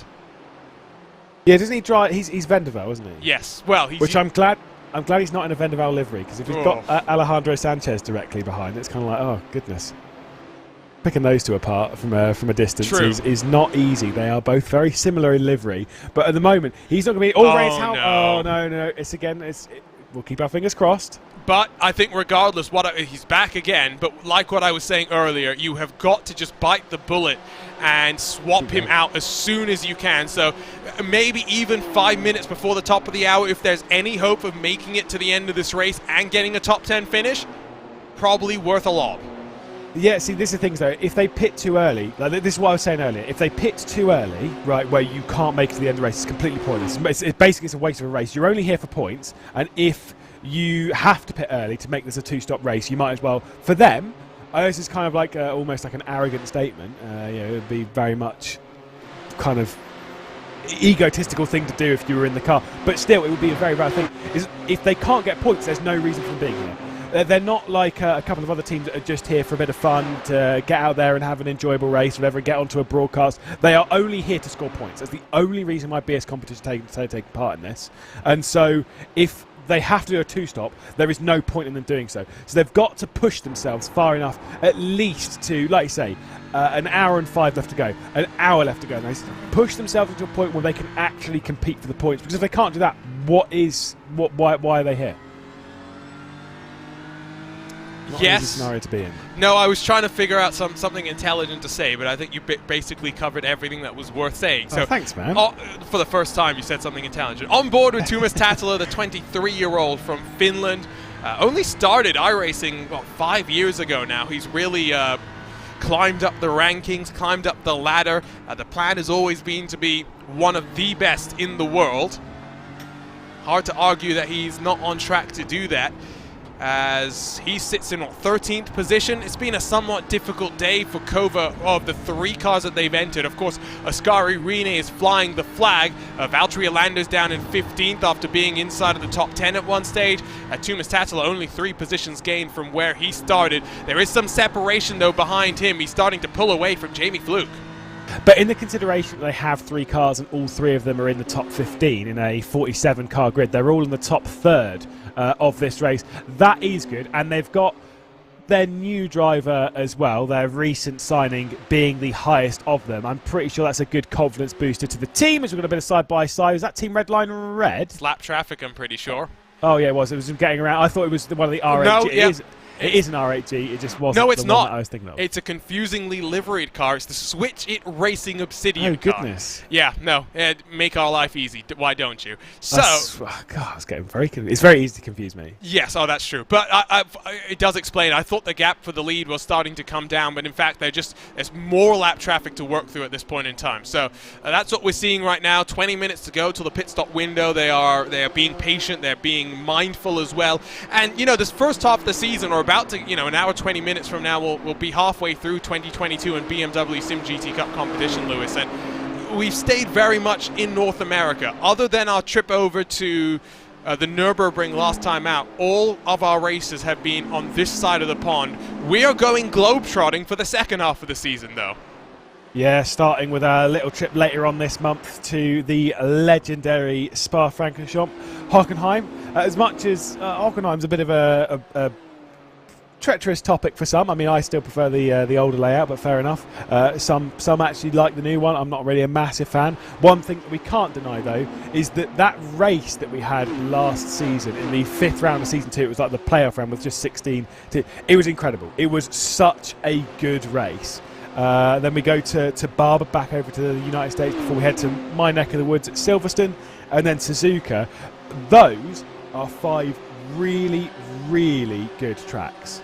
Yeah, it's going to be incredible. I cannot wait for the I think Barber's the one that I'm most intrigued by, because you throw 40-plus cars on that field. Hello, traffic. It's about all we can say there. Barber's the one that could be bad, but Barber's also the one that could. It's an interesting experiment. I think that's the important one. I'm all up for it. It was one that when we saw the calendar, the 10-round calendar for this season, that was the one that we pointed at and went, wait, what? But wait, what? In a kind of a good way. Yeah.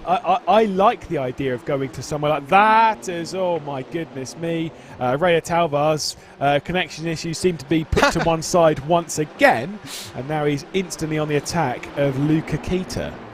Yeah, they've been resolved sufficiently that he's going to now force the issue. It's gotten dark as well. What's it going to do to the track temperature? That's kind of the critical thing. It's not even just now. It's already dropped from 47 to 46. But the track temperature, when it does get overcast like this, when it happens like this obviously leans it towards it being definitely just a 2-tyre switch, because it does decrease the track temp quite a bit. It's so hard to practice for these races as well, right? Like, if you're that second driver, you can't do a double stint, because you might drive in a very different way to your other driver will, so you won't get the full experience. Yeah. If you're going to do proper practice, you basically got to do full race simulations, which means 2-hour blocks of time where you try no ties, you try 2 ties, you try 4 ties. I don't know how much teams are actually doing that. Maybe that's something for us to talk about with the winners when we get to the end of this race. I actually don't think they will. I don't think they will practice.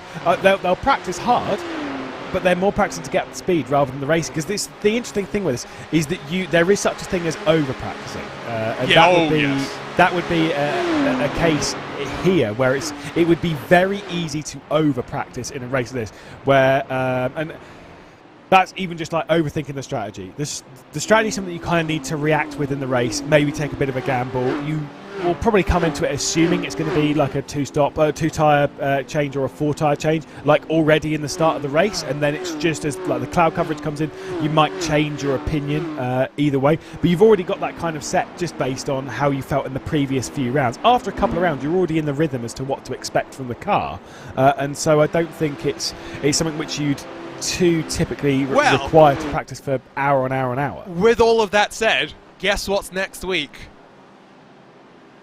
It's week 13. It's iRacing Build Week. Who knows what changes we're going to see?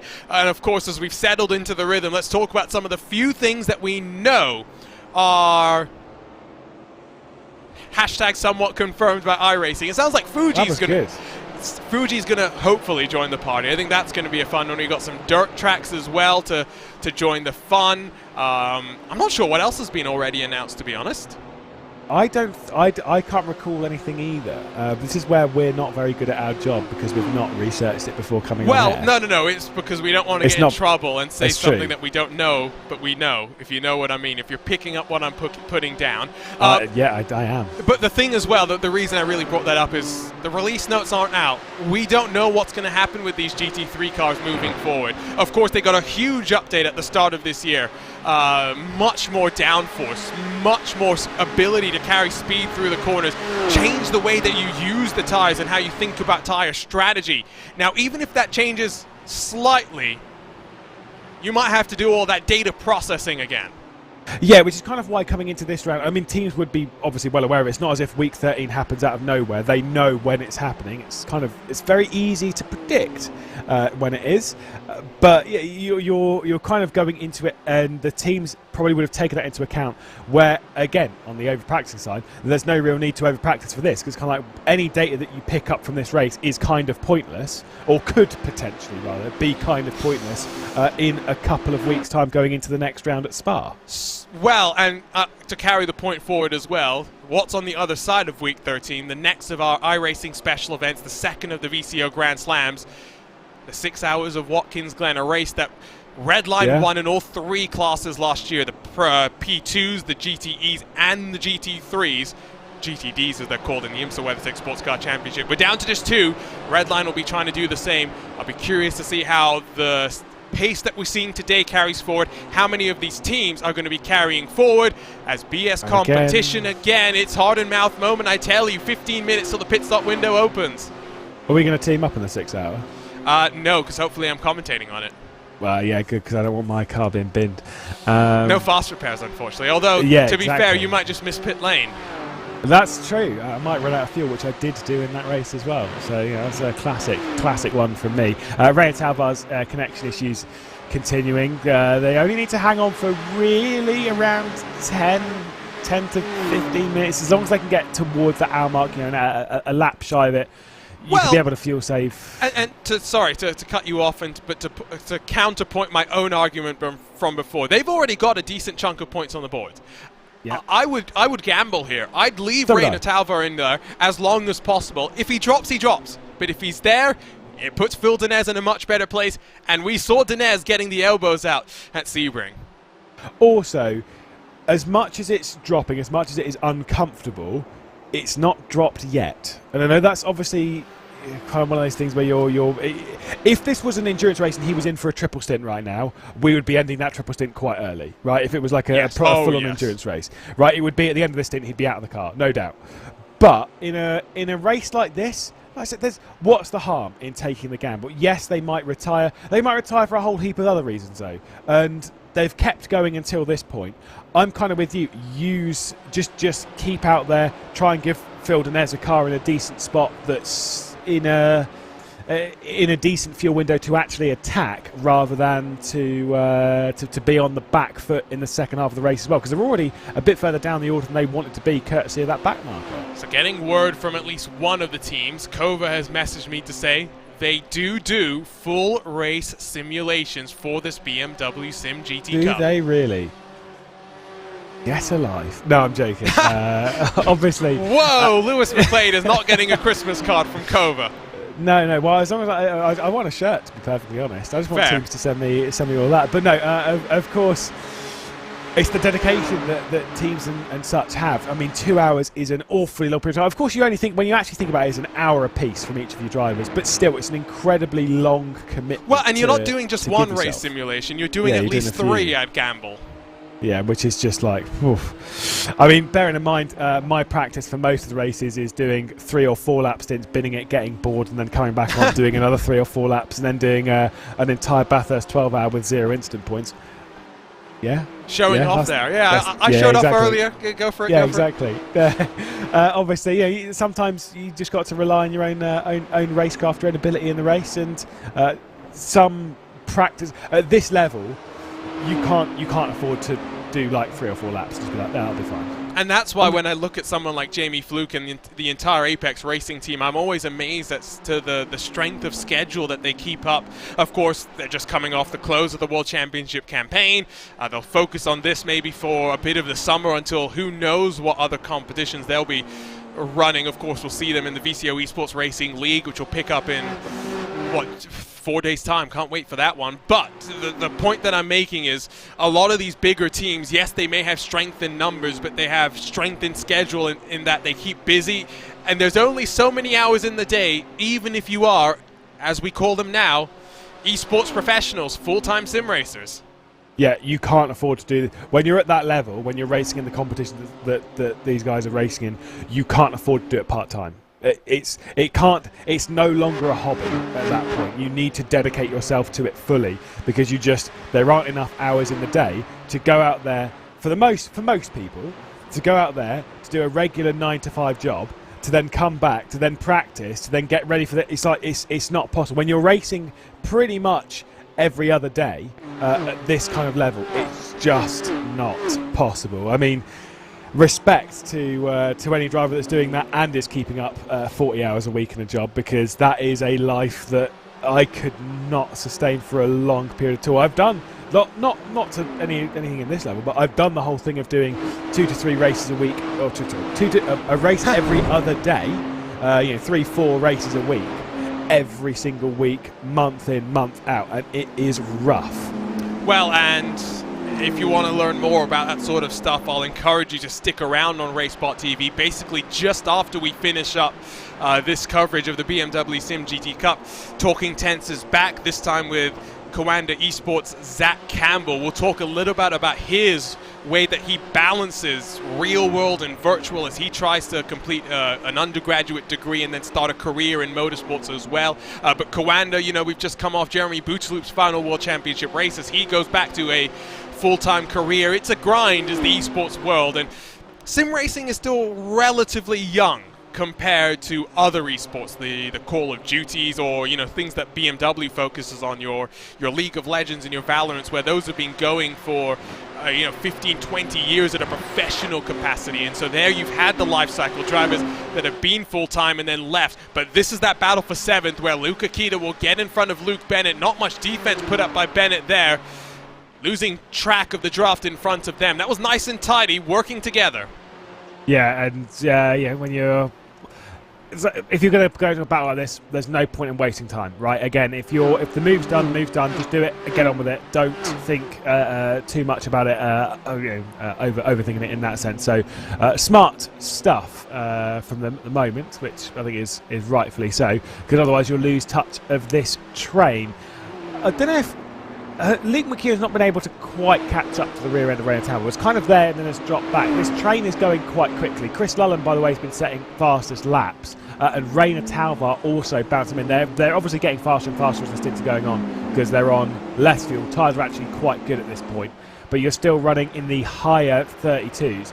This entire train is basically running at the same kind of time. They're being changed around by tenths rather than seconds. It's that level, the consistency that we talked about at the start of this race with these big fields, that they're able to put lap times within the hundreds and thousands of one another, and then when they need to pick up the pace, when they've hit their fuel numbers sufficiently, it's pedal to the metal time. It's go, go, go. With 8 minutes left until we get to the top of the hour, will we see cars dive down early?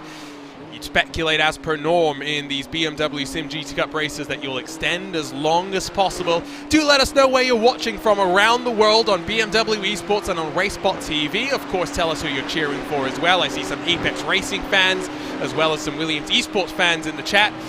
Who are you rooting for here today? As we've got a fascinating race still left to go. These races always tend to heat up in that second half of the race. You get 30 minutes of craziness, 30 minutes of calm, and then the true fire starts to intensify. Yeah, it's typically how we see these ones. It's normally, I'd say it's normally even the first 10 minutes, and then it kind of calms down, and then we get into the action mode. Alejandro Sanchez, as they're all trying to get around another bit of back markerage, Alejandro Sanchez has got himself up into 16th position now after getting past our Nudge competition this very lap. Valtteri Landa's directly ahead, as is Jamie Fluke, of course, the teammate of the 98. And then there is a pretty decent gap all the way up to Tim Tattler, who's in 13th spot. Yeah, Jamie Fluke dropping off, going to that point, excuse me, where he would have very much been focusing on the close of yesterday's World Championship season, and now can attack this with a little bit more intensity. I think that's probably the right way to put it. 3.4, the gap at the front. So Chris Lullen, once he got the opportunity to break away, needed no second invitation. It's red line blue from red line red, a red line 1-2 with R8G, Kova, and R8G through the top 5.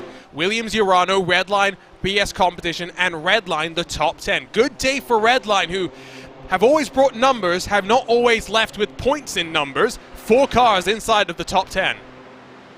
Yeah, I mean, doing really, really well right now. But yeah, that's kind of, some tracks work for you, some tracks don't. It's kind of how you have to prepare for it. R8G were very, very fast. I wonder if they've found something on the car, right? Because they were very fast back in the Nürburgring. They're looking very consistent in this race, at least with some of their positions and such so far. It's kind of one of those ones that you just don't really know if they kind of find things round to round. I mean, I don't think anyone's going to get up there and challenge Redline right now. Right, 3.3 seconds that Chris Lullen is leading over Patrick Holtzman, obviously his direct teammate. I don't think anyone's going to be able to close that gap down, at least in this stint. But in the second stint, when you pass over to your teammates and stuff, it's a much bigger question mark that you just don't know who's going to pass over the drivers. The problem is, at this level of sim racing, they're all at the same level, aren't they? Yes. It's not like no one's like an AM driver. No one's the paying the bills for the team and then just driving. It's not like that in this.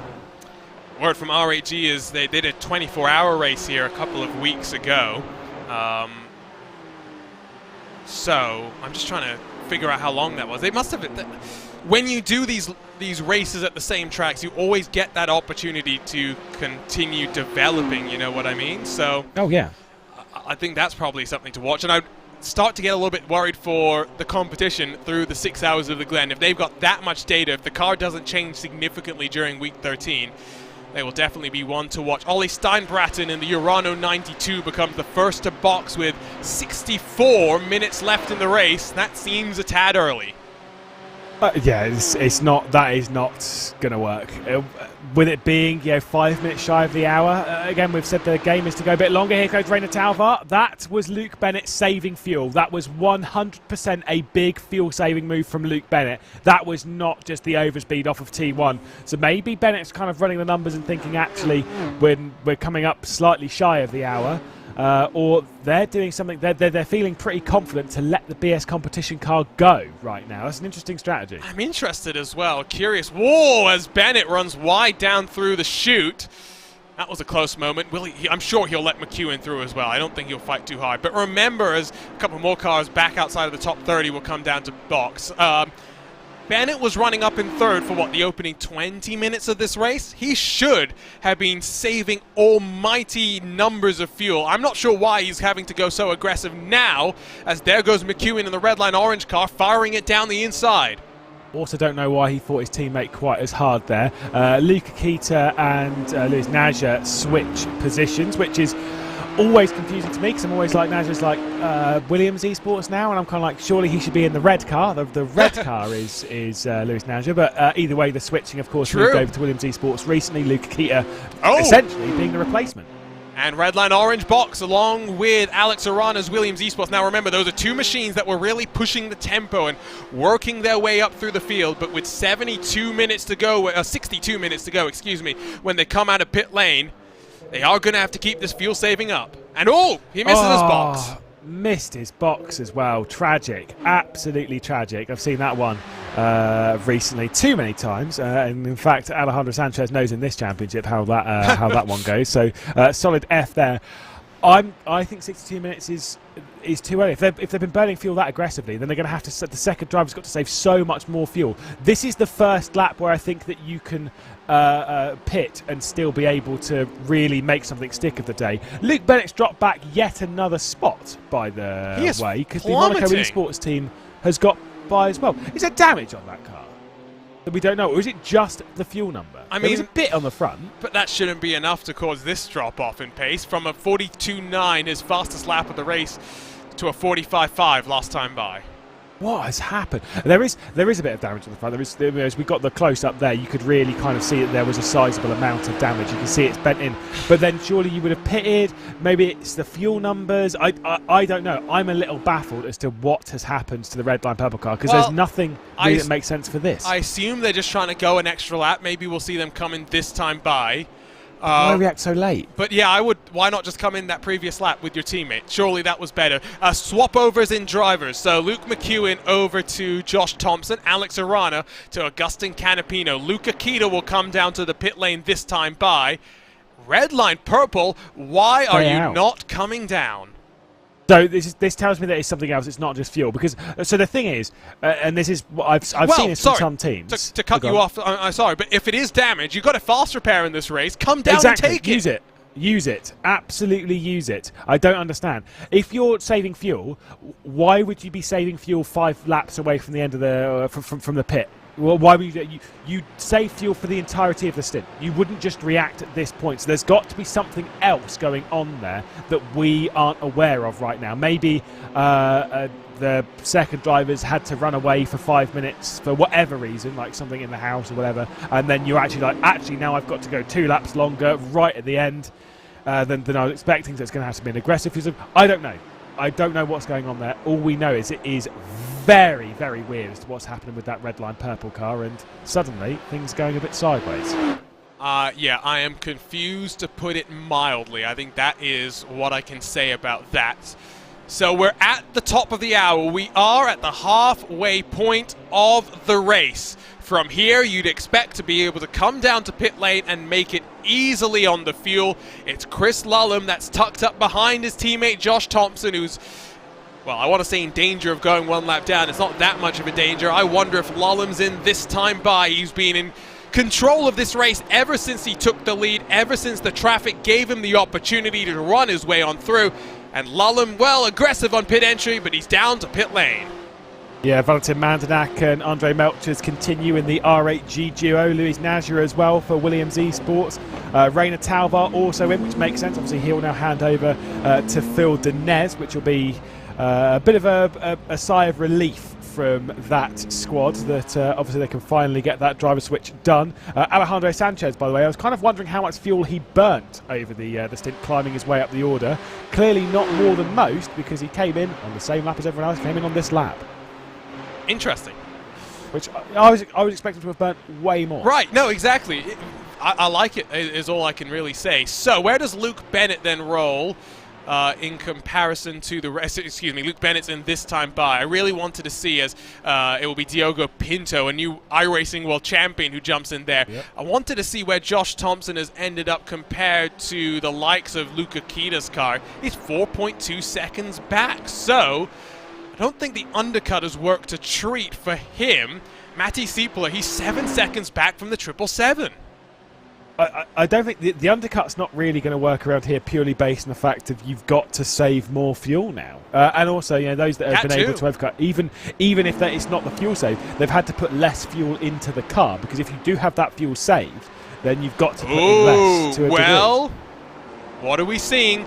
I was trying to watch here and see who was taking 4 tires, who was taking 2, and the reason why Kova are in front on the net race lead is because they have taken 2 tires, they have gambled once more.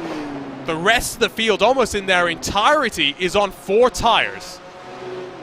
I don't know what the temperature is at the moment, but I mean, we were saying before that it's quite toasty around here, and the idea of doing it's cool. Whoa! That cloud coverage brought that down massively. At the start of the race, it was 47. So we should note what the strategy is from the 707, because they're only, you can see, into the bus stop they come, net race leaders, only 2.5 clear of Gianni Vecchio in the red line blue car. The call there is not to win this race. The call is about the championship points. Yeah, exactly. They're trying to finish higher than they were. They were outside of the top 10. They were outside of the points-paying positions was the 707, and they are just trying to move themselves into a position of scoring. But same with the 777, because all the Covers have switched around. It was the 770, which was the highest placed Cova car. And they've taken 4 tires. And they have taken 4 because they don't need to take the risk so much. Interesting, very interesting. I don't think it's going to work for the 777. I think it might work for the 707. Yeah, it's similar to what we saw last time, right, where the 777, it was flipped around. The 777 was the one that made it work. The 707 was the one that was struggling and then got turned by RAG with, what, 10 to 15 minutes left in the race. So, again, we've got a strategy race. Gael Valero is scored as the race leader, but he will have to come back down onto pit road. Williams Esports BenQ, another car trying the 2-tire gamble. They'll roll from into the lead of the race, about 6 seconds clear of Antiola. If the 2-tire gamble is going to win anyone this race, it is the blue and purple machine. Which, I mean, great strategy call. Great strategy call. I like the, we say this every time that we see these bold calls. We like people experimenting on strategy. We like people trying things on strategy, because what's the point in doing the same thing as everyone else? You know what you're going to get. You're going to be behind them. Don't get wrong, you've got to work your way past, which is always interesting, but you're stuck behind them. Team Red Line Red, you can see in the background, extremely close to the RHG going into the bus stop. So they've lost out a little bit of time there as well, because they were ahead of the RHG, right? Or did they drop back just going into the pit lane sequence? Yes. Either way, they were very close. Yes, they were close. It was a red line 1 and 2, though, into the cycle, wasn't it? Beneke, yes. Well, it was Holtzman who was driving that car. He was in front of Mandenok, so Florian Lebigra now jumps in front of Beneke. Which, for the Beneke and for Holtzman, they need a good round here. They just need points. They just need points. I don't know how many points they've had coming into this. Can't remember off the top of my head, but I do remember from the first 2-3 rounds, they had just the 1 point. I think they retired from the Nürburgring as well. So I think they might only have 1 or 2 points on the board. No. They've got a point in round 1. Beneke's got a bonus point as well for a fastest lap, I think, in round 3. But they did get, I think it was 2nd place in round 3. Because remember, it was Patrick Holtzman and Phil Denez that clashed on the final lap. Touche, yes, you're absolutely right. Yes, they did finish 2nd at Sebring. You are absolutely right in that that tight little scrap at the end. Yes. All right, I'll back off that. But either way, they've not scored the points that we would expect. Yes. Beneke and Holtzman to score over the season. I'm pretty sure they did actually retire, though, from the Nürburgring quite early on. We were kind of discussing that. It's not been their season, but it doesn't mean it's over. We're halfway through the season after this point. If they can rescue another podium, then that's ideal. Also, Diogo Pinto straight into the fastest lap of the race. Yeah, and those are the 4 tires that he is just sending flying right now. So we can officially now, with the cycle finished, talk about the race situation where everyone is. Let's go through the top 10 and maybe a little bit further down. Daniel Pastor has taken over the Williams Esports BenQ car and has only taken the 2 tires. He is 5.7 seconds clear of the 707 as Antiola tries to make up for a tire gamble last round that did not pay off. He was pointed in the wrong direction. He sits 2nd, about 1.6 clear of Gianni Vecchio, who is on the charge, the first car with 4 tires on board. I have no doubt that he's going to get past Ahola. The question will be, how quickly can he close on Daniel Pastor? Florian Lebigra has jumped in front of Maximilian Beneke for RAG, in front of the red line red machine in the pit stop cycle. RAG looking good once more after really showing up strong in qualifying at the Nürburgring. Thibaut Casabon backs that up. The number 8 machine for Romain Grosjean Peugeot Esports back in 6th, only 1.7 behind Beneke. Beneke might actually be in a bit of trouble if Lebigra can work with Casabon to get past Beneke. Matti Siepler, well, winners last time out, the 777, another car on the two-tire gamble, but they are in a little bit more trouble. Only about 1.2 clear of Alexei Nesov, who's taken over the Urano 2 from Luka Kita, while the 770 of Kova has been handed from Oskari Rine to Lassi Urainen. They sit comfortably in 9th, 4 seconds clear of a bit of a trolley train with Phil Denez sees Josh Thompson, Arturo Melgar, Augustin Canapino, Diogo Pinto, Johan Harth, Maxime Brient, all behind him. They are fighting for that final point in the BMW Sim Live standings. I would start to get a little bit worried, though, if you are Matti Siepler, because they are not far away from chasing down that 777, and we saw what happened at the Nürburgring. Yeah, that's exactly what it is. It's almost as if they've just not gained enough from doing it. They weren't in the right position to do so. I mean, great for Kova right now. I mean, if you take a screenshot of this, it's actually quite good. They've got 3 cars in the BMW Sim GT Cup, which I'm pretty sure is the first time we've had 3 of the Finnish squad on the car. Sometimes we only see just the 1.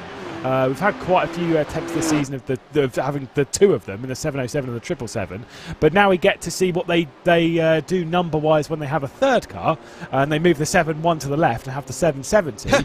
And right now, it's looking all right for them, at least from the leaderboard point of view. I think from an actual realistic race point of view, I can still see it being only the 1 Kova car inside the top 10. I think the 707 and the 777 are going to be in a fair amount of trouble over the next 50 minutes. So 51 to go. Lap time last time around was basically even Stevens between Williams Esports, BenQ, and Team Redline Blue. So the 2 tires are not falling off a cliff just yet. So that's hope for Matti Siepler's 777 as well. Let's get one more look at those track conditions as they stand right now, because there you go. The cloud cover is past. It is back up to 45 degrees Celsius.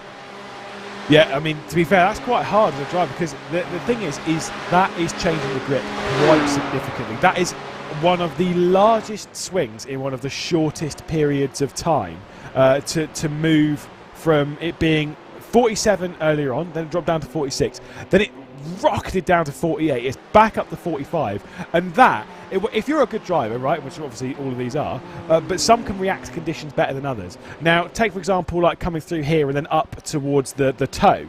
Toe's quite a tricky corner, it's high commitment, but it's all late apex and stuff. The cooler this gets, the more you can really throw it in. You don't have to brake as much, you can throw it in quite late, right? And so some drivers would have reacted with that degree shift and gone, right, I can actually commit a bit harder into the toe now. Other drivers would have just done the same thing and think, actually, I've got quite a bit more grip, and drive it more on the field, which in this scenario, you need to be a bit more methodical and a bit more, what's the numbers telling me that I can do?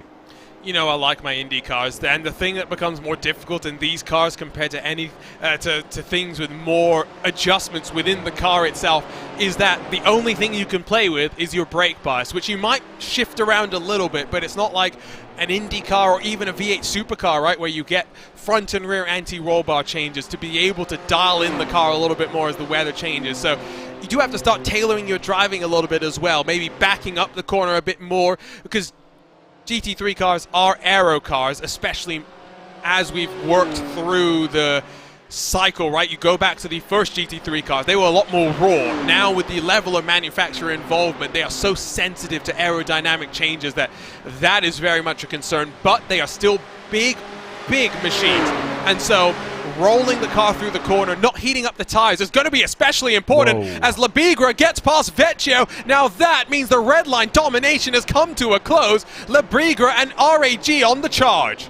That was a super move from the RHG there. I was going to speak of the times, by the way, because your race leader at the moment is doing a 43.6. The car behind is doing a 44.1. I wouldn't worry about it too much. Obviously, the 2 tyres strategy for Williams Esports, BenQ, and for Kova.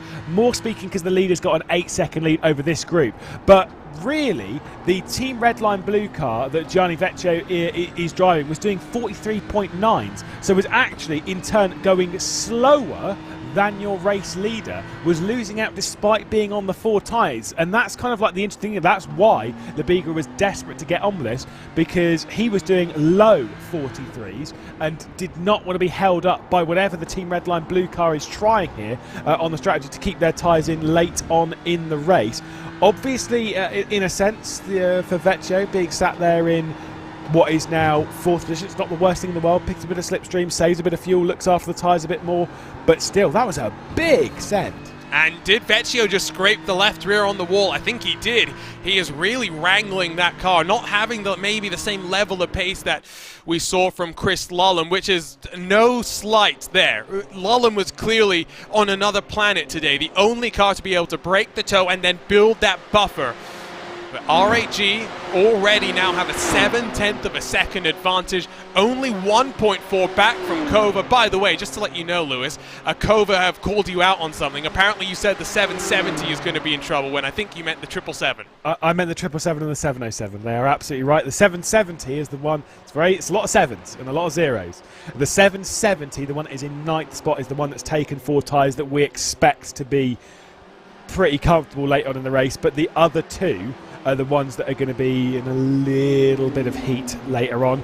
Who knows, though? I mean, look, they know the strategy very, very well. Certainly better than these 2 idiots in the commentary booth talking over this race, but I would be concerned. That said, the speed that the 707 and the 4 Williams Esports Bentley and the Kova car are doing at the moment actually brings in a little bit more faith. And we've got cloud coverage back. Track temperature's going to be dropping again. It dropped there to 36 to give them, or 38 rather, to give them a bit of a reprieve on the temperature front.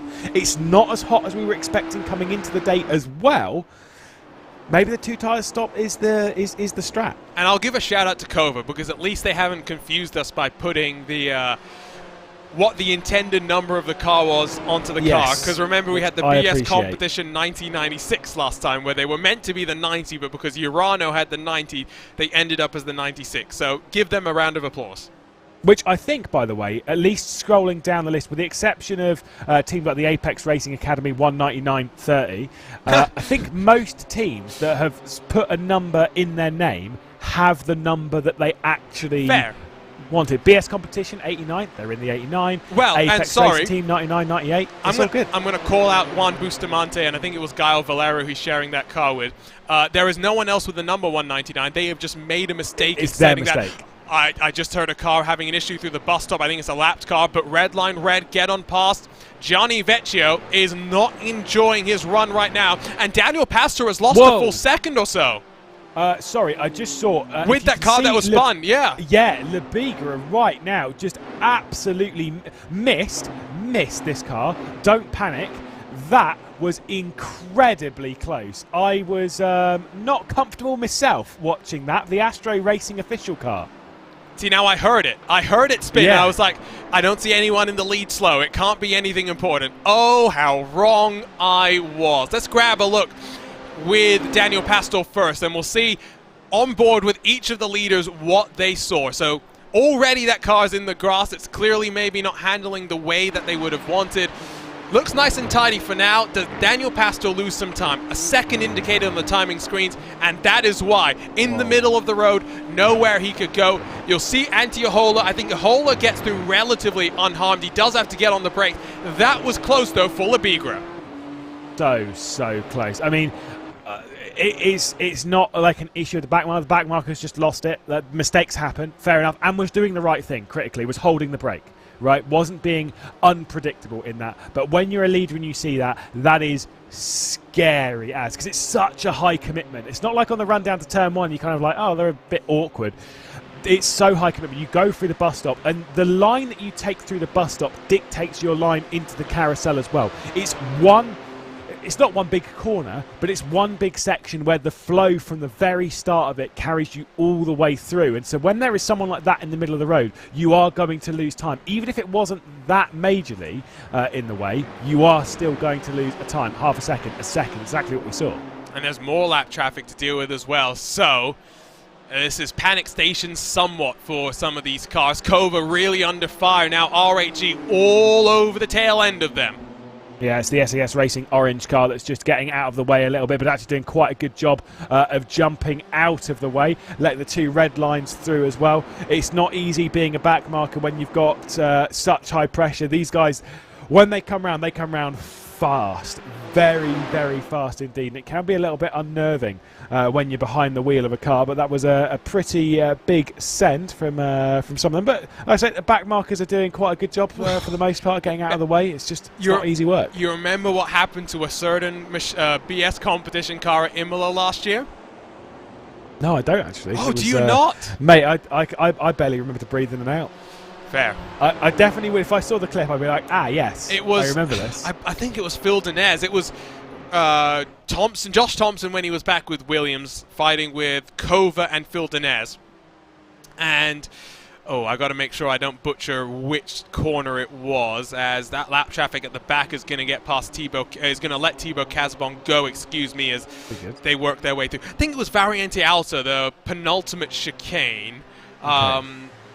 Yeah, Phil Denez launched it. There was a lapped car that, very similar to what we saw earlier with Altus Esports, got in the way. And this is going to be an easy move if the 707 wants to give it up easily. But I get the sense that Antiohola is going to force Labigre onto the grass. Labigre backs out of that one. The Frenchman is trying hard, but Ahola's having none of it. Yeah, that was kind of brave stuff. There was there was a gap there, but it wasn't really a gap that Labigre went for. That's why I don't think Antiohola did much wrong there. He pulled it all the way over to or as far over to the right hand side as he really needed to. There was not a gap to go for, so I think that's just Labigre making the wrong decision in that one. But you kind of make that one once, maybe a little bit frustrated, but then you don't make that one again. Of course, the time that Labigre has gained on the 2 red line cars has now been dissipated as they're right back at the door. Hopefully this will allow Gianni Vecchio, by the way, to get back into the rhythm of things. We've not seen him so out of the rhythm, as there's a look down the inside. The RHG's giving it a look, and Kova's still able to hang on. So 2 tyres seem to be holding on quite nicely, and what this really does, the more that Ahola fight, he's going to become Daniel Pastor's best friend. It's as simple as that. Absolutely, because obviously leading the race right now is Daniel Pastor, and the more time this is losing them. When they were starting to gain half a second a lap to some degree, and they were starting to find their speed, this group, obviously on the 4 tyres versus the 2, Pastor, this could gain him an extra few laps of not having to worry about the gap so much. Race down towards turn 1. This will be a pretty big send. I don't think he's quite there, Labigre, to give it a good go. I've got to say that the 2 tyres aren't looking awful right now.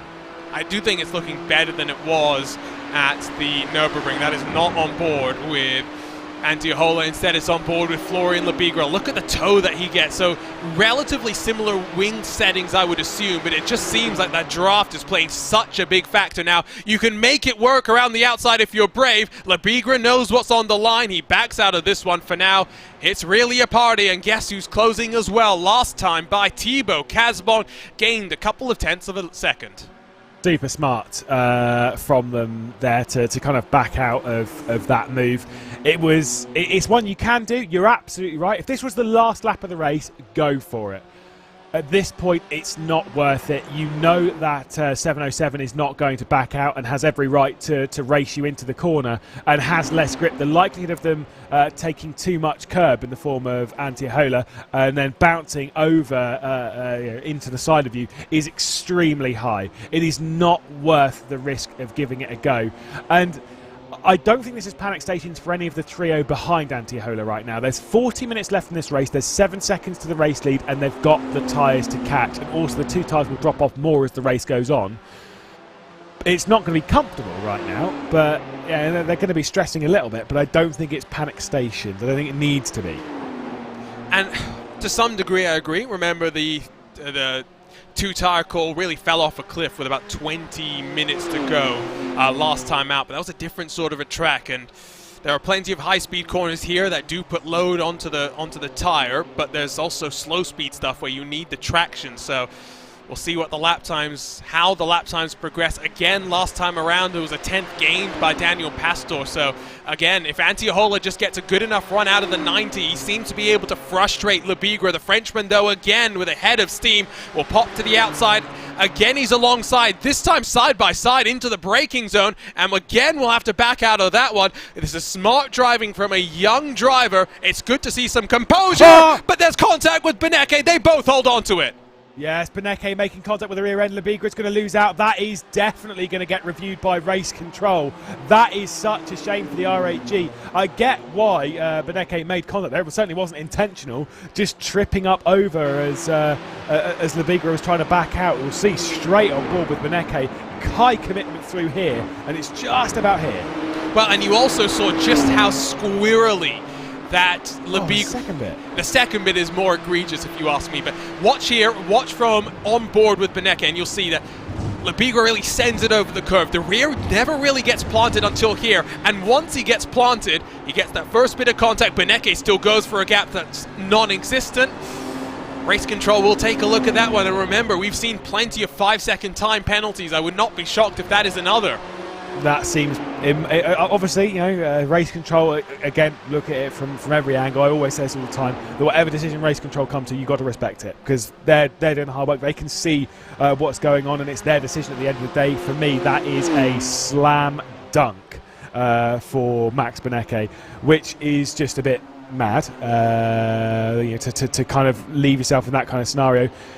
We'll obviously try and get by and try and run away into the distance, but either way, I mean, just kind of why. The first bit of contact was a little bit unnecessary. The second bit was just like, okay, that's really super unneeded. And now he's going to try himself, and I don't think he'll back out like Lebigra. No, I get the sense that Beneke wants to go on a charge, and this time Ahola will let him go.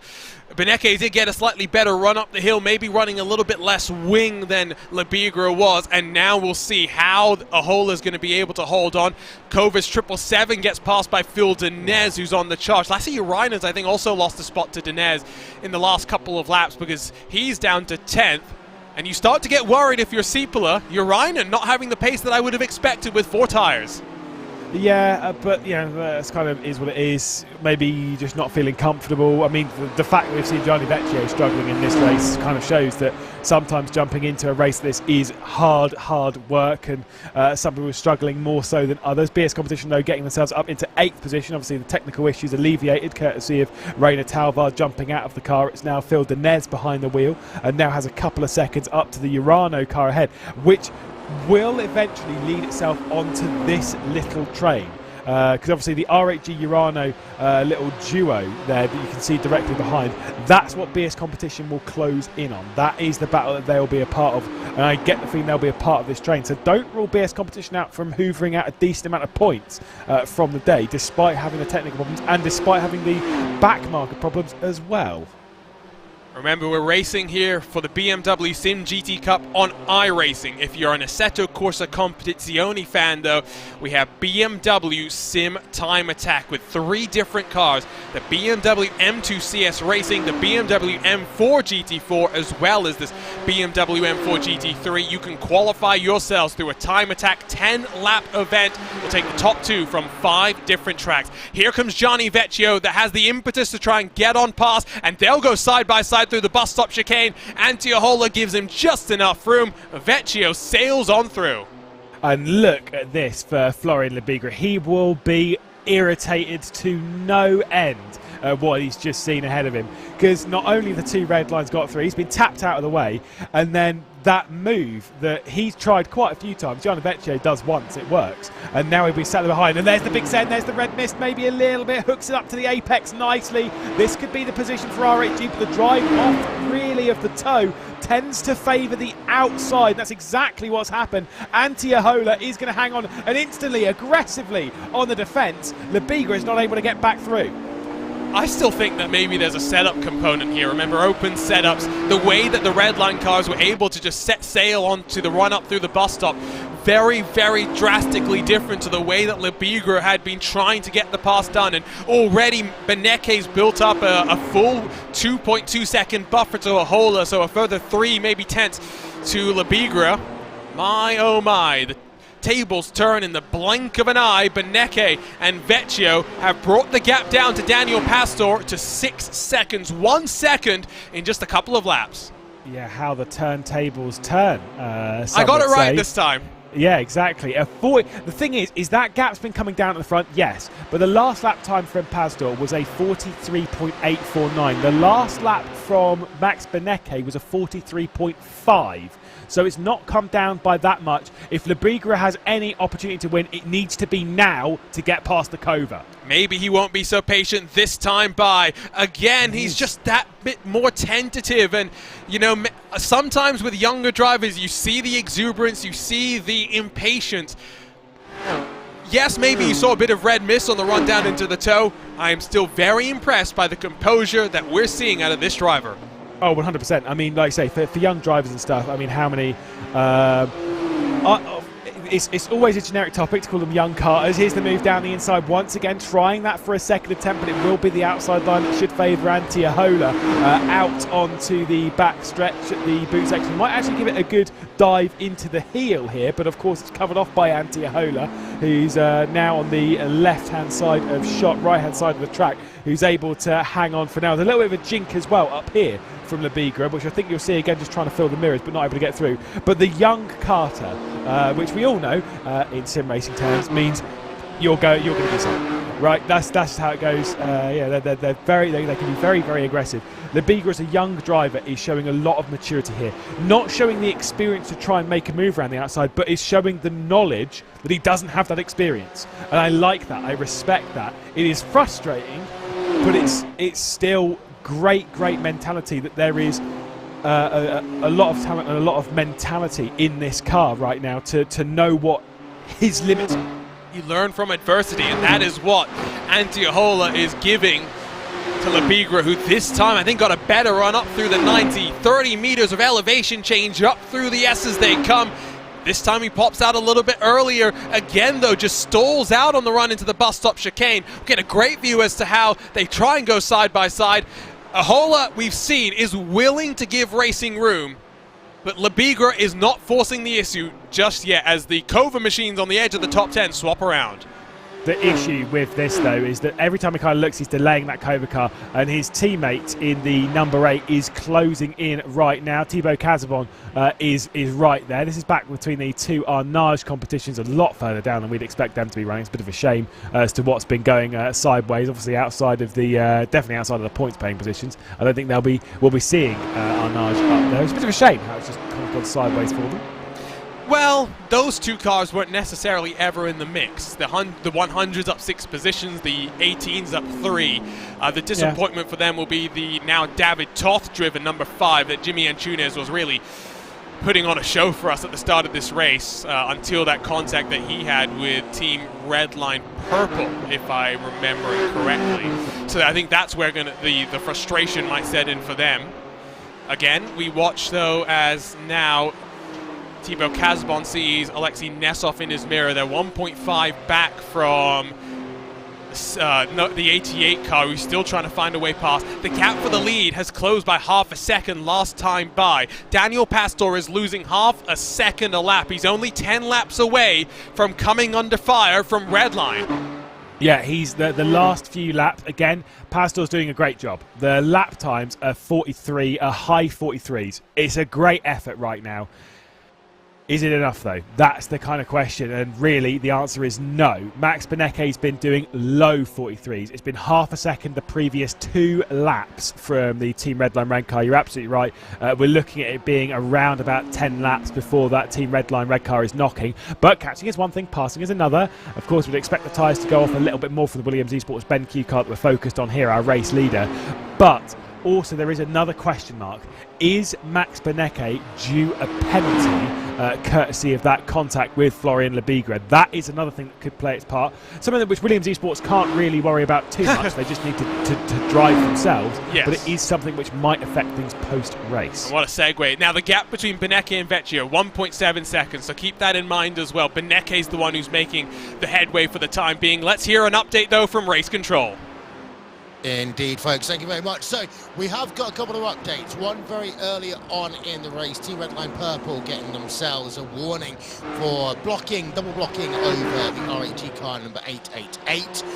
The one that we definitely want to talk about, though, Team Redline Orange talked about earlier on, with Arnage number 5. No further action for that one. In fact, Race Controller deemed that was more likely to be on Arnage and Team Redline Orange. But in terms of Team Redline Red, the incidents were reviewed as 2 separate incidents. The first contact being on the exit of the bus stop chicane.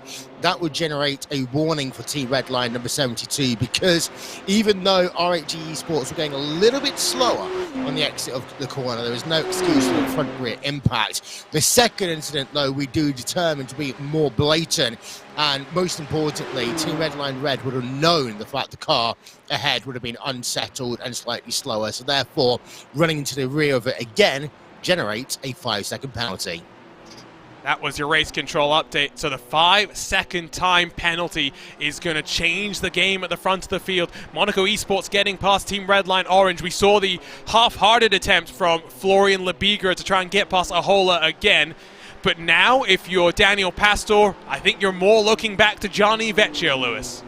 Yeah, and that's it. Like I say, 5-second time penalty being dished out. Also, speaking of drivers going quite quick at the moment, not the orange car. That one's dropping backwards. Team Redline Orange is heading down the grid. It's more the car directly behind. Team Redline Purple, Diogo Pinto, your most recent now iRacing world champion to add to the list, is on a mission at the moment. It's set fastest lap after fastest lap. It's setting lap times, obviously in tune with his teammate that's running in second position right now. Diogo Pinto is flying. They'll be disappointed, obviously, with some of the strategy woes that they've been having that's dropped them down, as Kova. What's happened to Kova?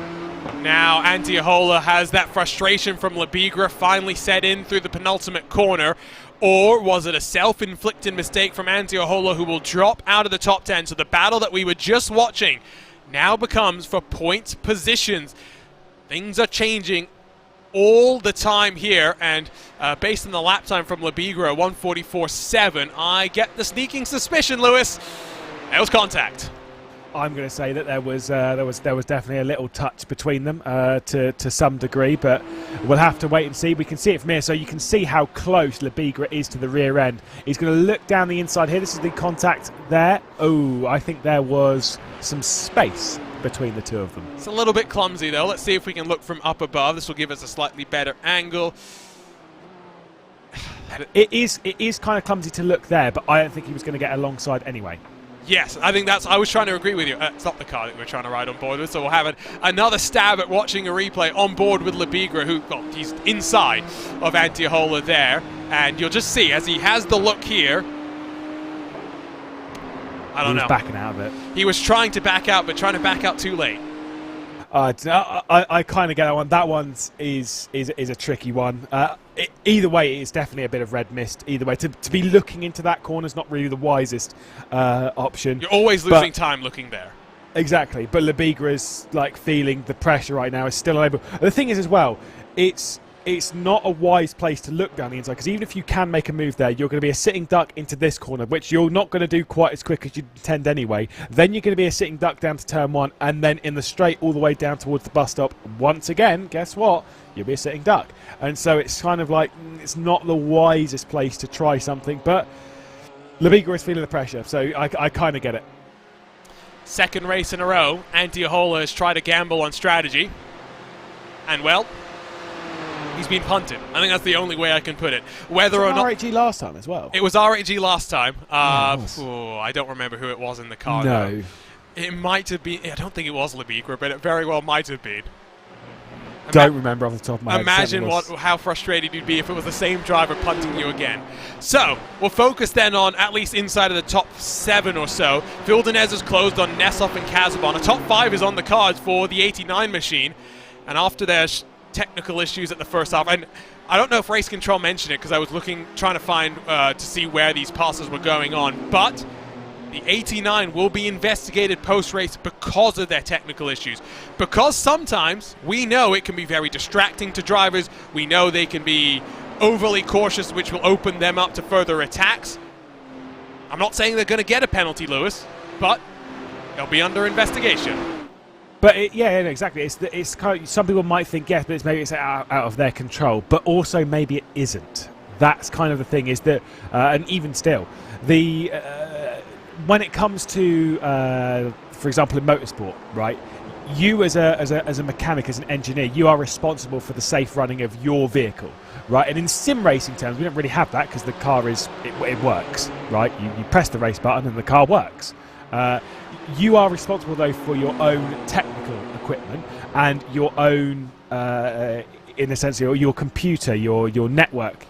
That is your responsibility to make sure that it's working fine. Yes, some things happen, fair enough. That is the case, but it's still in your responsibility. And in that sense, when a technical fault like that with it going off in real motorsport, that would have been a meatball. And it's kind of like it's your responsibility then to come into the pit lane. Obviously, there was no meatball flag, obviously, for damage repair. There was nothing in that for an internet connection thing. I kind of wonder how that's going to go post-race. Here is Nesov, though, looking to the outside. Thibaut Casabon. Oh, what a super move from Alexei Nesov to get around the outside. Oh, super stuff down the inside. Thibaut Casabon was looking once again, and Phil Nez right there as well. That was superb. This is fun. We always say the second half of the BMW SIM GT Cup races is where the action is once it calms down. Today is no different. Johan Harth, the Frenchman, has managed to get past Augustin Canapino. The Argentinian fans in our chat will be heartbroken to hear that, but that's for 14th and 15th position. Alexei Nesov now up into 5th, where, of course, we'll wait and see. The potential penalty looming on Lebigra up in 4th. He might not even have to get it done on track to get on pass. Denez will have a lob on Casabon as well, trying to compound the misery, but the Monterey, California native backed out of that one. The gap between Pastor and Beneke at the front is down to 2.3, but effectively it's 7.3 by virtue of the 5-second time penalty. It's the gap to Vecchio that needs watching. It's close to within 5 seconds. It's down to 4.7. Yeah, Vecchio's finding his form right now. Like, he struggled at the start of this stint. Maybe it was because he was looking after tyres or something in that vein, but now he's starting to feel the pressure. There's 20 minutes left to go. Still, though, consider how long it took, I mean, less so for Beneke and Vecchio, more so for the likes of Lebigra, but how long it took them to get past Antiola earlier on. 2 tyres versus 4. I wonder if Daniel Pastor can also hang on to the same degree in that Williams Esports Ben Q car. And the thing is, when you're in the race lead, you're going to try and hang on as best you can. You're going to really wrestle this car over. You're going to defend aggressive because it's for a win.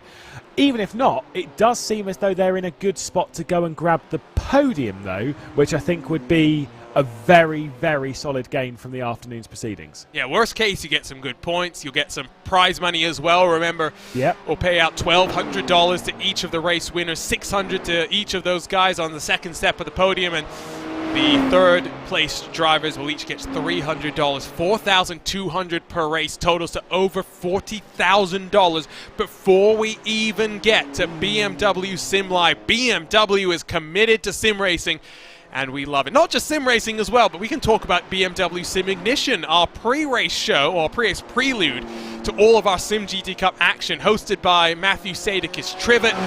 We've had guests from across the sim racing universe, and not just sim racing, as Diogo Pinto gets past Matti Siepler, that 777 with 2 tyres is starting to drop off, and now will drop out of the points if Arturo Melga gets past. But we've been talking as well on Sim Ignition with those involved in some of the other esports that BMW is involved with, Lewis.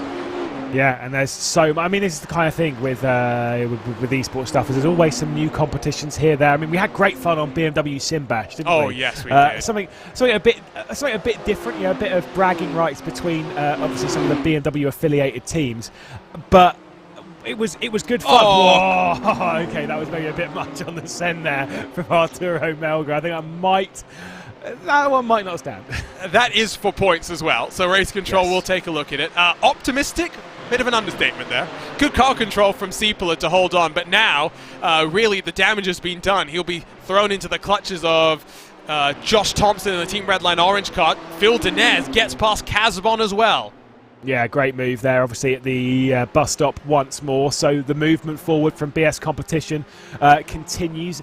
10 seconds off of the race lead. I don't really know what is possible from the BS competition car. It all kind of depends on how the battling is going to happen ahead. Is the 71 going to be able to clear the 4 straight away, or is there going to be a bit of a lengthened battle up there? 7 cars within 10 seconds as we head into the final 19 minutes of this race. We are not that far away from the checkered flag right now, and it is 1 second for the race lead. We've had this a couple of times in 2022. Of course, it really is a big throwback to that Sebring race that was absolutely phenomenal at the top between Phil Denez and Patrick Holtzman.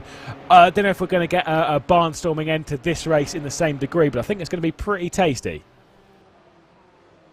Has Beneke got enough pace to still win this race? He's almost, what, 3 seconds clear of his teammate?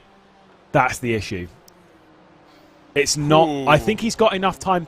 I think he's got enough time in this race to get past and build a gap on the Williams Esports BenQ car. I don't think, unless Gianni Vecchio gets stuck behind this car, it's possible, yes.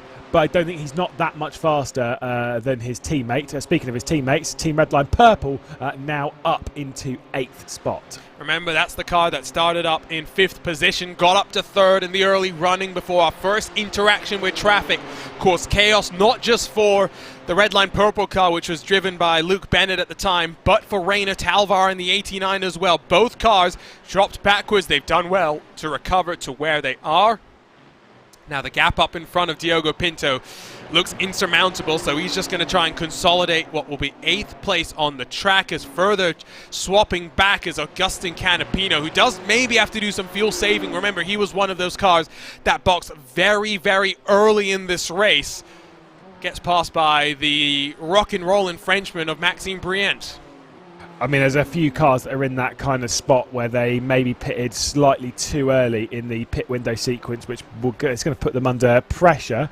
And yeah, that's kind of suboptimal to a degree when you're in that. By the way, for the race lead, incredibly close right now. Max Beneke is right there in the final sector of the lap. You can see it's 1/10 between them. He is knocking at the door, and for Team Redline Red, this could be it. With a 5-second time penalty looming over their heads, they need to get past now. So 16 odd minutes then, if they can get past on the run up into the bus stop for something to happen here. It's Luis Nazar and Daniel Pastor trying to hold on in the Williams Esports BenQ car. 3 seconds clear of Team Redline Blue. That 71 car has a 5-second time penalty looming. Remember how easy it was for Beneke to clear himself of Antiohola. It didn't take 2 bites of the apple. He'll go to the inside this time around. That's where you want to be, and he gets it done with supreme ease. Redline Red hit the front. Answer me a question. Why wouldn't you fight that? Why wouldn't you at least try? Because you're more concerned about the gap to Redline Blue. But why? Keep them all behind. Just give it a go. Like, why would you just let them go? That is a baffling call. That is a move. Because the thing is we've said now this before, he gets the toe. Yeah, but Beneke's got the pace to pull away now, because we know that Beneke's significantly faster, going about half a second faster than Daniel Pastor. He'll be able to build out a 5-second gap. Basically, that move, at least in my opinion, because I think the Team Redline Blue car is also probably going to get through, has moved them from a potential of getting $2,400, $1,200 a piece to potentially, I mean, don't get me wrong, it's still a decent payday, but when you've got the 88 also closing in as well, they might leave with nothing, which would be pretty sad. They might leave with just $300 a piece, which, let's be honest, is still good. Point is, you're battling for a race win here. You're battling for some solid points. You're battling for a race victory in one of the highest competitions. Cap's already 1 second. Why wouldn't you just fight that? Why wouldn't you give it a go? At least attempt. I think, even with the 5-second penalty, Redline Red may look good here. Yeah, I agree. To be fair, I think, though, that Williams Esports BenQ probably won't fight the Team Redline Blue car in the same way that they didn't fight the Team Redline Red. So that will be the interesting thing. I mean, either way, I think the Team Redline Red car is definitely finishing on the podium today. Yes. It's just in what spot on the podium it will be. It will all come down to that 5-second time penalty for making contact with Florian Levigre. I was just about to bring that up, and at the same token, I would say that remember how Antiohola fought? He had tires that weren't as worn as what we're seeing right now. Phil Denez gets past Alexei Nesov, another move that's just done into the bus stop on draft. Easy as pie. I don't think if you're Williams, you have as much reserve in the tires to fight to the extent that we thought they could do after what we saw from Antiola. I mean, like I say, yes, the 1.7. The tyre struggles will be an issue at this point for sure. That's how it goes. Obviously, we know that if you take the 2 tyres at the start of the stint, whilst there is quite a large differential in grip, it's not actually so bad. As the stint rolls on, it does get harder and harder and harder. Actually, that's how tyres wear, and it does become a problem. But either way, Gianni Vecchio might be in position to win a 2nd race of the year. Of course, they won back in Daytona, did the number 72 Team Redline blue car, and if they're able to get past and then stay within 5 seconds of the 71, then they will be victorious today. I think the Williams Esports BenQ car genuinely might actually struggle to finish inside the podium places, inside the prize money giving positions, because I think Team Redline blue might be able to clear them because they've kind of waved the white flag. You can kind of see that mentality as well. They're not looking like they're really wanting to put up a massive fight. As BS competition goes fastest with a, what's it going to be, a 42.597. Still waiting from the word from race control as to the penalty for RAG, but if it is a 5-second penalty, I think Williams still look good for that 3rd spot. I think Gianni depends on BS competition. It more depends on BS than anything, but the pace from BS is electric. That 42.597, half a second quicker than anyone not named Maximilian Benecke. Yeah, absolutely incredible speed.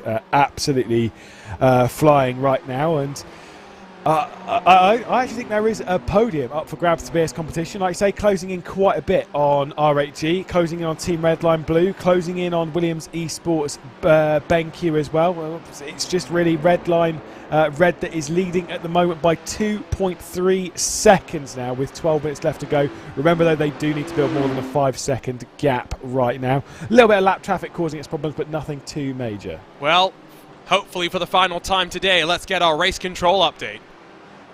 Thank you very much. We've got 2 incidents that were reviewed in the last half an hour or so. First one involving RAG Esports, number 88, their contact with car 707. In fact, race control believed there was actually no contact. It was caused by a collision code by the 2 drivers. And we talked already, the commentators, about how actually car 88 was actually trying to block, close off before they came to the apex of the corner. So therefore, NFA on that one. We've also reviewed the incident between the number 7 Monaco Esports Sim Cup car and the 777 car. There's a late move on the brakes by the Monaco Esports number 7 car. However, deemed to be a racing incident, no further action. Back to you, folks. So 11 minutes to go. The story has been drafted. Now, what will the final version deliver? If you're Williams Esports BenQ, you're looking at the 2-second gap to RAG. Well, I don't know. I really do not know. Those tires last time by were only good enough for 43.9. RAG, a 43.2.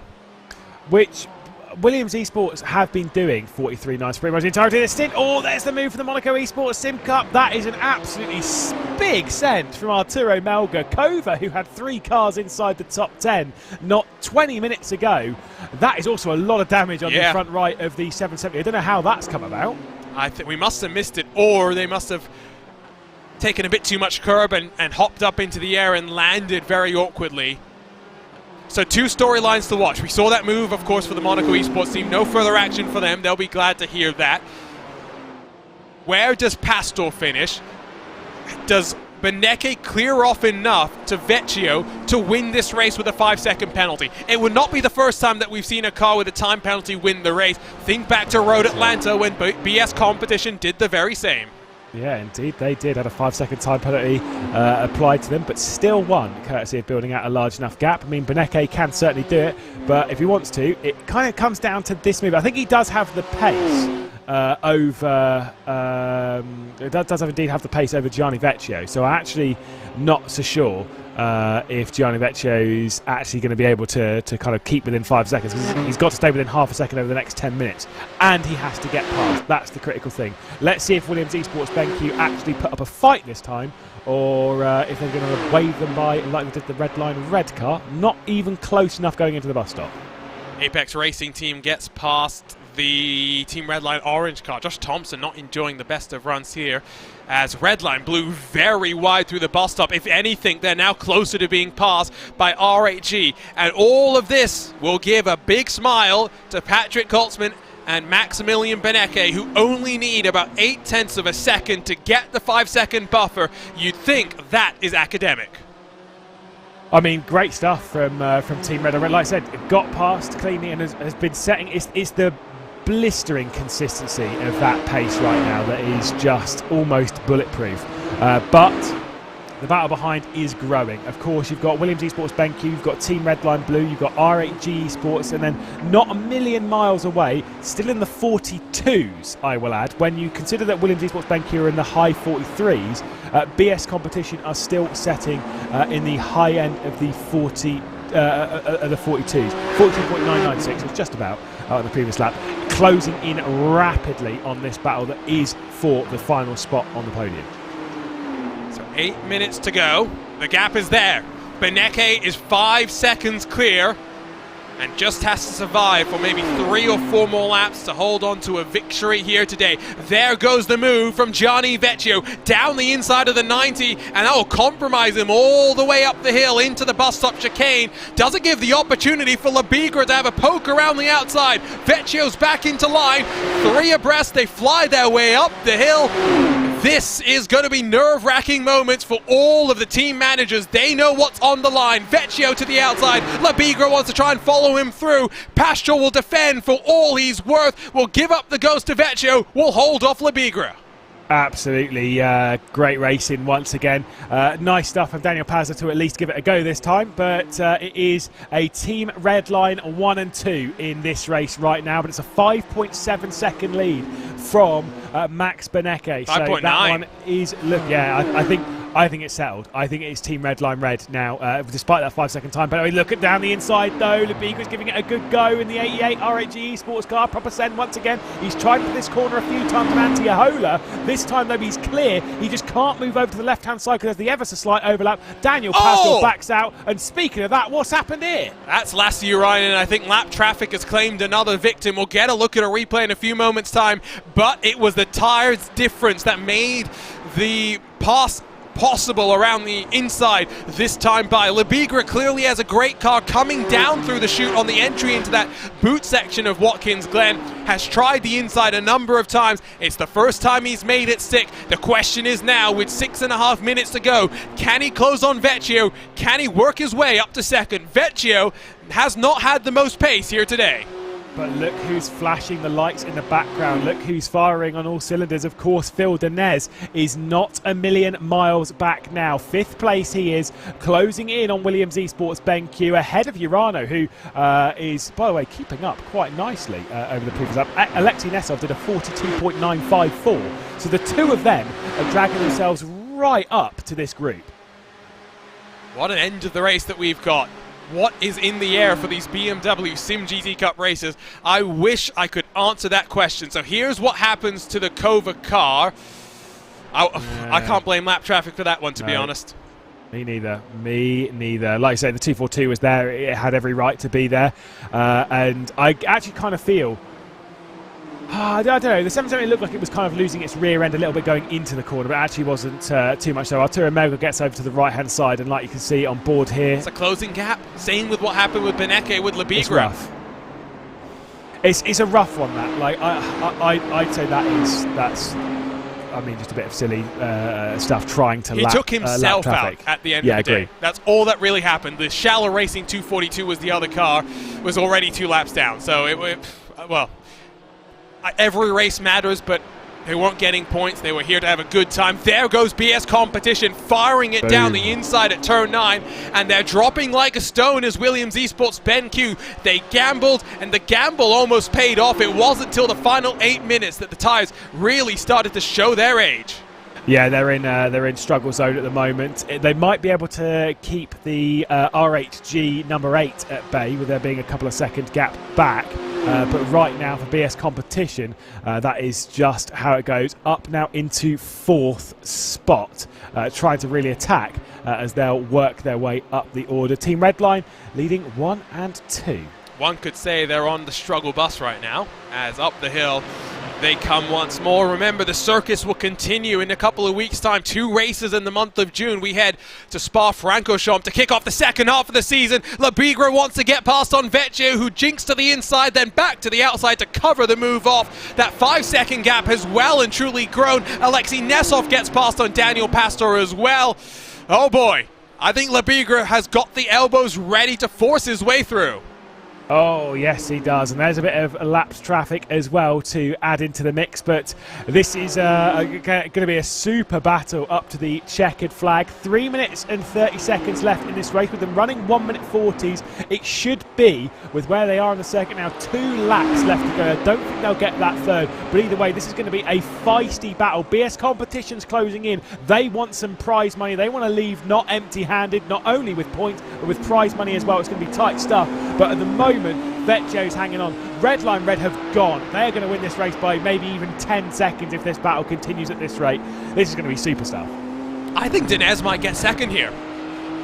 Yeah, I agree. I think he's definitely the favourite for it. Labigra clearly, I think, has got a little bit extra wing compared to most of the other cars, because passes into the bus stop, we've seen them be fairly easy. He's not making it look as easy. I don't know with Labigra. There's the big look down the inside. He's committed once again, though. The reason why that's not maybe ideal is that now you're going to be slow all the way up the hill. Lights flashing once again, trying to put off Gianni Vecchio. He's a little bit better to be than that, so I wouldn't think he's going to be put off too much by the lights flashing. Once again, flashing. The button is being spammed all the way up to the bus stop. And this is going to be it. No move's going to happen here, I don't think. Not close enough to make anything stick right now. Vecchio's doing all he can, taking an awful lot of curb there on the second curb on the left-hand side through the bus stop. Word from Racine Fazui is that the front damage that they've got is what's hampering the top-end speed, but a lot of cars have that front-end damage. Remember, one fast repair that I would have guessed most of these cars have taken in the mid-cycle to try and at least alleviate the top-end damage at the first part of the race. So whatever the RAG car has, well, I think we're coming to 1 lap to go, because Beneke is not even into the final couple of corners. Yeah. It will be white flag out this time by. Yeah, so the last few opportunities. There might be a big send here from Labigra, but not close enough to send it down. Williams loses close. Another spot. Sorry, Thibaut Casabon slides on through from 1st to 7th in just 3 laps. That purple and blue car has gone. The tyres have absolutely gone on the Williams diesel. Thank you. They held on for so long, but yeah, absolutely nothing now. They might still, they should still get some points, but there's 10 seconds back to that. But it's not going to be a fun final lap for them, despite everything. At least they led some laps. There is that. Here we then onto the final lap. There's got to be a big send in here, Arjuna. Lights flash, and even though these are the top drivers, sometimes you can just get spooked if something rash is going to be thrown at the wall. With 1 trip around Watkins Glen left, there's lap traffic that may play a factor as well. Who comes out on top in this battle for the podium positions? Maximilian Beneke has sailed his way clear, but his teammate Gianni Vecchio is not going to be allowed to sail off to the podiums in such an easy fashion. Nice and easy on the run into the bus stop chicane. Vecchio is clear. Yeah, the SAS Racing orange car that was just getting out of the way. The 2, 3 and 4 in this race go through the bus stop nicely into the carousel, dips it right into that curbing.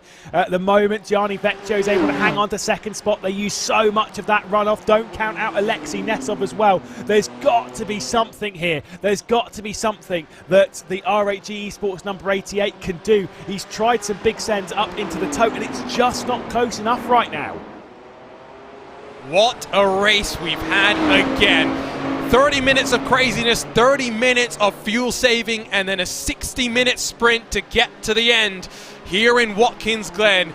The battle for second looks like it's stable. Vecchio and Labigra will hold on to their podium positions, but even a 5-second time penalty could not stop Maximilian Beneke. It's been a difficult season in this first half of 2022. It's taken till round 5 for Team Red Line Red, for Patrick Holtzman, for Maximilian Beneke to see the checkered flag first.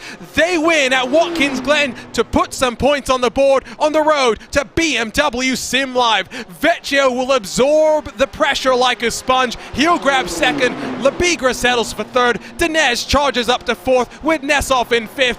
Oh my words, Lewis, this was a race to remember. Yeah, certainly was. And bang, with all of that, Berneke and Holtzman are back on the map. And that is exactly what they were wanting. Like I said, not a great start to the season for them, but they are charging now. It's the second time this year as well that we've had a Team Redline 1-2. We had one at the Daytona International Speedway. And as we head into the halfway point of the season, we get another one here with Redline Red ahead of Redline Blue. Super effort from them. The 5-second time penalty was still super unnecessary, but when you're racing hard like this, you just got to do what you got to do. And for the 71, winning is what they do best. 4 winners in 5 different races. Remember, BS competition at one point we thought might make history. The first team to win 3 races in a row in any BMW sim competition.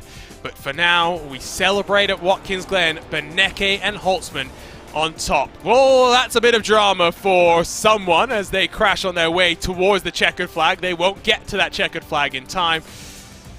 Another race where we'll decompress, but it's not long of a break, Lewis, before we do this again in the Ardennes Mountains.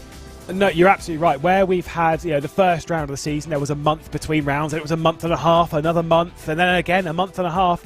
This time, not so much. Just, I think it's 3 weeks before we go racing at Spa, and then only a couple of weeks after that before we go racing at Hockenheim. These races are kind of crammed into each other just a little bit. We go back into a bit more wider spaces for the final 3 rounds of the season. But you're absolutely right. There is no time to decompress, but there's also a lot of time to carry an awful lot of confidence and consistency, which Redline Red are definitely doing. Let's take a look at our race results then. After 69 laps, it was an almost 9-second advantage. All Berneke needed was 5. He emerges on top. 2 podiums this season, yes, but it has very much been an up and down roller coaster ride so far. Gianni Vecchio backs up the victory on the high banks of Daytona at our season opener with some good points on the board for that 72 car, while Florian Lebigra showed pace, showed mettle, and showed patience. 3 qualities key for any sim racing star. Phil Dinez for the 89 BS competition machine. They survived Rainer Talvar's technical issues in the first hour to finish in 4th. Alexei Nessoff for Urano through the top 5. Thibaut Casabon, another good day for RAG in terms of pace. They've clearly clicked the switch on this M4 GT3, while Daniel Pastor and Luis Naja's gamble for the Williams Esports team only sees them come across the line in 7th. Diogo Pinto in 8th, while Arturo Melgar's down in 9th. Matti Siepeler down in 10th, while behind them, out of the points-paying positions, Johan Harth, who's imminently about to make the move to the Apex Racing Team Center, is in 11th. Maxime Brient behind him. Antiohola, Ricardo Ferreira for Kova and RAG 13th and 14th, with Team Redline Orange, Urano's number 91, Kova's 770, Apex Racing Academy's number 30, and the Williams Esports Chill Blast cars complete the top 20. For Kova, at one point, 3 cars inside of the top 10. Didn't end the way that they would have wanted. The number 5 Arnage competition machine showed plenty of pace to start this race off with Jimmy Antunes behind the wheel. Some damage for them put them in trouble with Matthias Jensen 22nd. Damon Woods, and we'll scroll through the rest of the names because there's plenty of surprises. But again, Lewis, it's all about fuel saving. It's all about strategy in the first 60 minutes. The gloves come off to close these races off. Yeah, they did. I mean, we got a bit of drama in the midpoint of the race there, obviously, with a bit of lap markerage, or in the midpoint of the first stint, rather, with some back markers and stuff. But for the most part, we know how these races go. They're very exciting at the start. They're more of a patient, strategic battle in the middle, and then it always kicks off towards the end. And it's kind of one of those ones which, we always like talking over, and it's always one that we'd encourage you to watch, purely based on the fact of you get to sit back on a Sunday afternoon. And yeah, sure, the middle of the race might be a bit calm, But boy, we get our money's worth of action on the start and the end of the race every single time. We always enjoy ourselves. I think that is an understatement when it comes to these BMW SIM GT Cup races. There's something about them. We started, of course, with the BMW SIM 120 that has morphed into this, which is a celebration of BMW esports. And again, the good thing is it's not a long wait before we'll do this roller coaster ride all over again. We head to one of the most famous tracks in global motorsports. We head to Spa-Francorchamps. What a circuit it is. I mean, one of the most historic circuits. It opened back in 1922, might be 1921, can't remember, i.e. it's 100 years old, and there is a reason it is a staple of modern motorsport. Whilst it might be overused in the world of sim racing, it's certainly one that we're not sad about seeing over on these calendars. It's always an exciting race. Well, I was hoping we get the chance to chat with Team Redline, but it appears as though they're not gracing us with their presence. I really would like to know how they set themselves up for these races. Remember, the next time we're underway is June the 26th. The same time, the same place, live on BMW esports and RaceSpotTV. Join us as we kick off the second half of the road to BMW Sim Live. What a roller coaster we're in for as we cross the globe to determine the cars that will make it to the end of year showcase. For now, though, we wrap things up from Watkins Glen. Another enthralling race, and we're delighted to have your company for it. On behalf of the team at BMW and for RaceSpotTV, my name is Arjuna Kankipati, signing off for now alongside with Lewis McLeod, where Team Redline Red have overcome the difficulties to start off this season, entering victory lane for the first time here in Watkins Glen. Congratulations to Patrick Koltzman and to Maximilian Benecke, winners again in BMW competition.